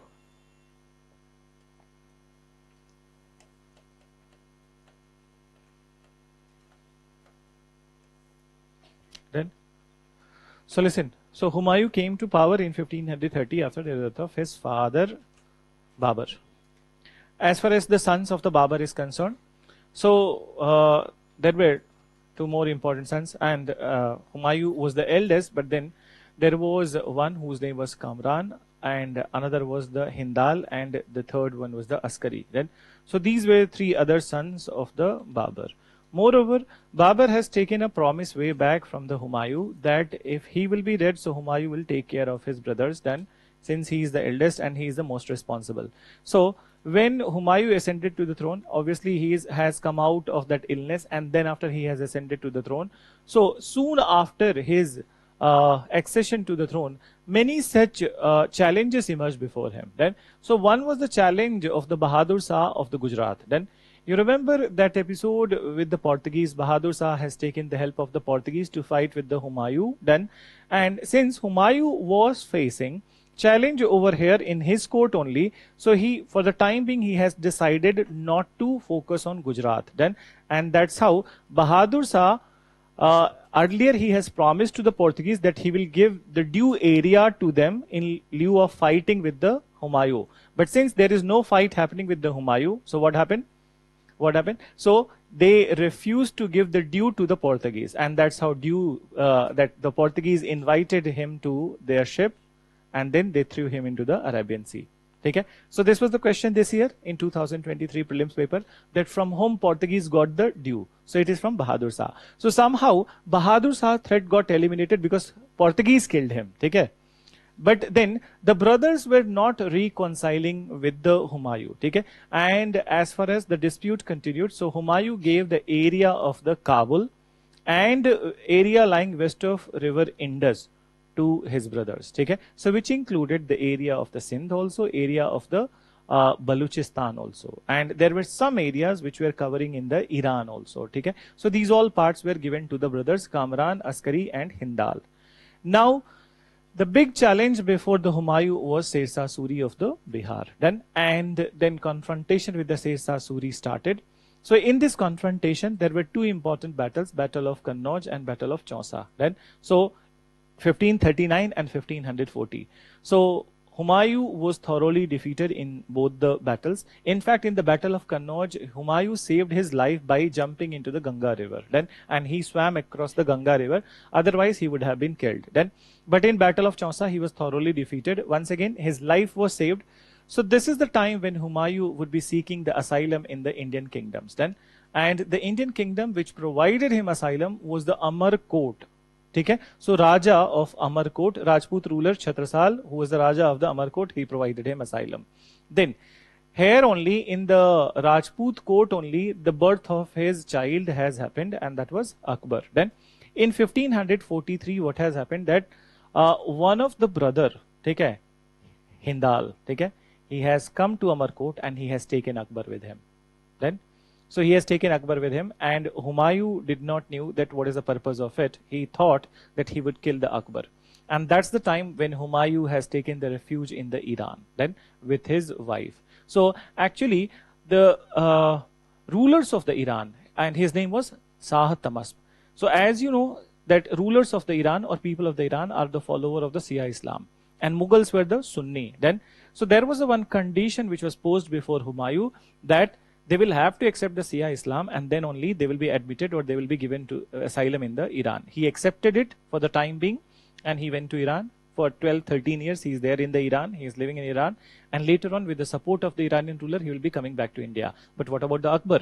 So they all thought, they all believed that Akbar is killed, okay? But actually Hindal took it him as his own son. Then and he raised Akbar, though initial fight was there with the Humayun, but he raised Akbar in Kabul. So Akbar was not raised in Iran. ठीक है, ये misconception है कई जगह पे. So Akbar was not raised in Iran, he was raised in Kabul. And then there was, when Humayun has come back to India, so Hindal has sent a message that he will be sending his son to him. Okay? So he maintained at least this much courtesy was there from his side. And it is also said that if Hindal would have not taken Akbar from here, so maybe Sirsa Suri would have attacked over here and he would have killed Akbar. Then, so that's how the thing unfolded. And in 1555, Humayun is returning back from Iran with the support of the Shah Tahmasp, and he defeated the last Suri ruler and re-established Mughals in India. Then, so mention, you right? So Humayun was a generous ruler. Humayun was a generous ruler, but he had to face many challenges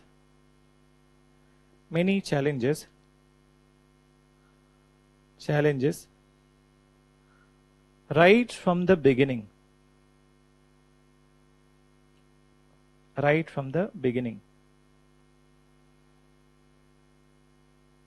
Then mention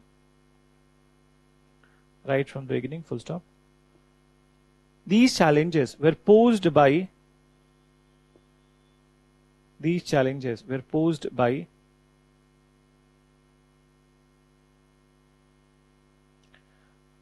ruler of Gujarat Bahadur Shah,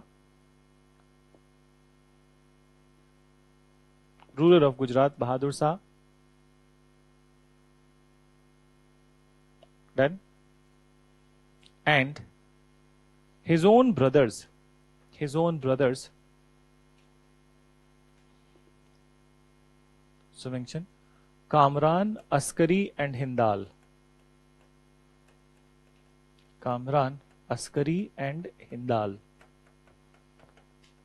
There is one more story over here, okay, related to Bahadur Shah only. What is that story? Any idea? Just listen. So Bahadur Shah, before going with the Humayun, he has attacked on Mewar, and as you know, Mewar is closer to Gujarat. Then, so which area is Mewar? Udaipur, okay, Mount Abu, then Nathdwara. So these all are the areas. South Rajasthan is the Mewar, and easy for the Gujarati rulers to attack. This is the time when Mewar was attacked. So then the queen of the Mewar, Rani Karnavati, he has sent an appeal to Humayun. Okay? And he has sent an appeal to Humayun for the help, and this appeal was sent along with a thread. Okay? Rakhi. Then, so Humayun accepted it, and that's how he became the enemy of the Bahadur Shah. So ये पूरी कहानी थी, ठीक है? that unnecessarily he was not becoming the enemy of the Bahadur Shah. This is the story because of which he became the enemy. So I'm not dictating it, but just told you the story. Then, and though there is a mythological basis of the Rakhi festival also, but then this particular incident led to the popularity of the Rakhi festival. Okay? So mention next part. So you write, to conciliate with his brothers, he gave the area of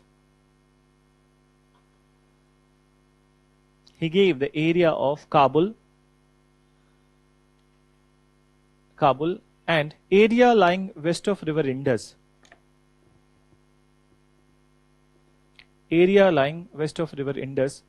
To his brothers.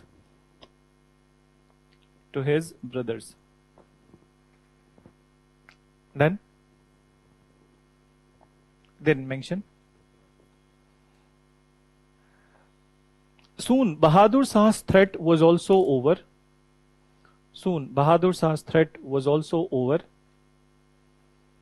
When he was killed by Portuguese.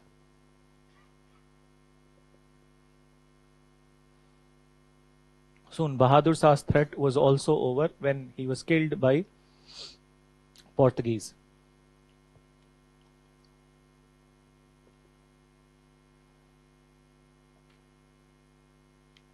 Done. Then paragraph change karo, right? Humayun's biggest challenge was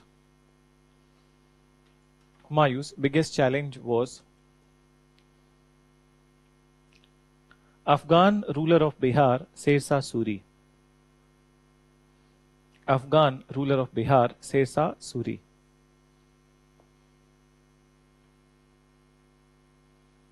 Then mention Sher Shah Suri. Humayun was defeated consecutively.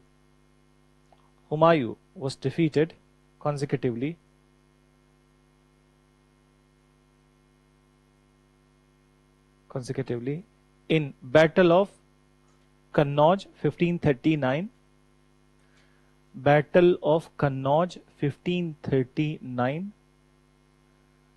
And Battle of Chausa. 1540. Then fine, right? It led to the establishment of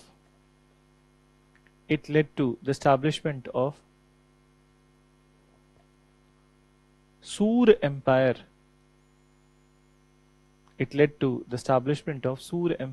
In North India.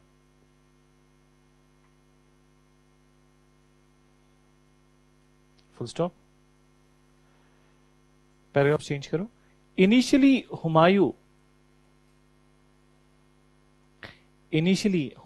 got refuge in Amarkot, and later in Iran. Then, so later in Iran. So basically here we don't discuss Humayun once again, and we'll be discussing from the next class Sher Shah Suri. Okay? So Sher Shah Suri's regime and what happened at his point of time, and then the return of the Humayun, re-establishment of the Mughal, his death, and then the Akbar's time. Okay? So I'm stopping here. Okay? And next class I think we don't have in this week. Hai kal? Oh, good. Acha. So as far as this course is concerned, 2 more classes are remaining. ठीक है?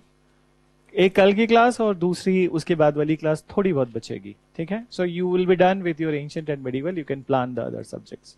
ठीक है? चलो, thank you.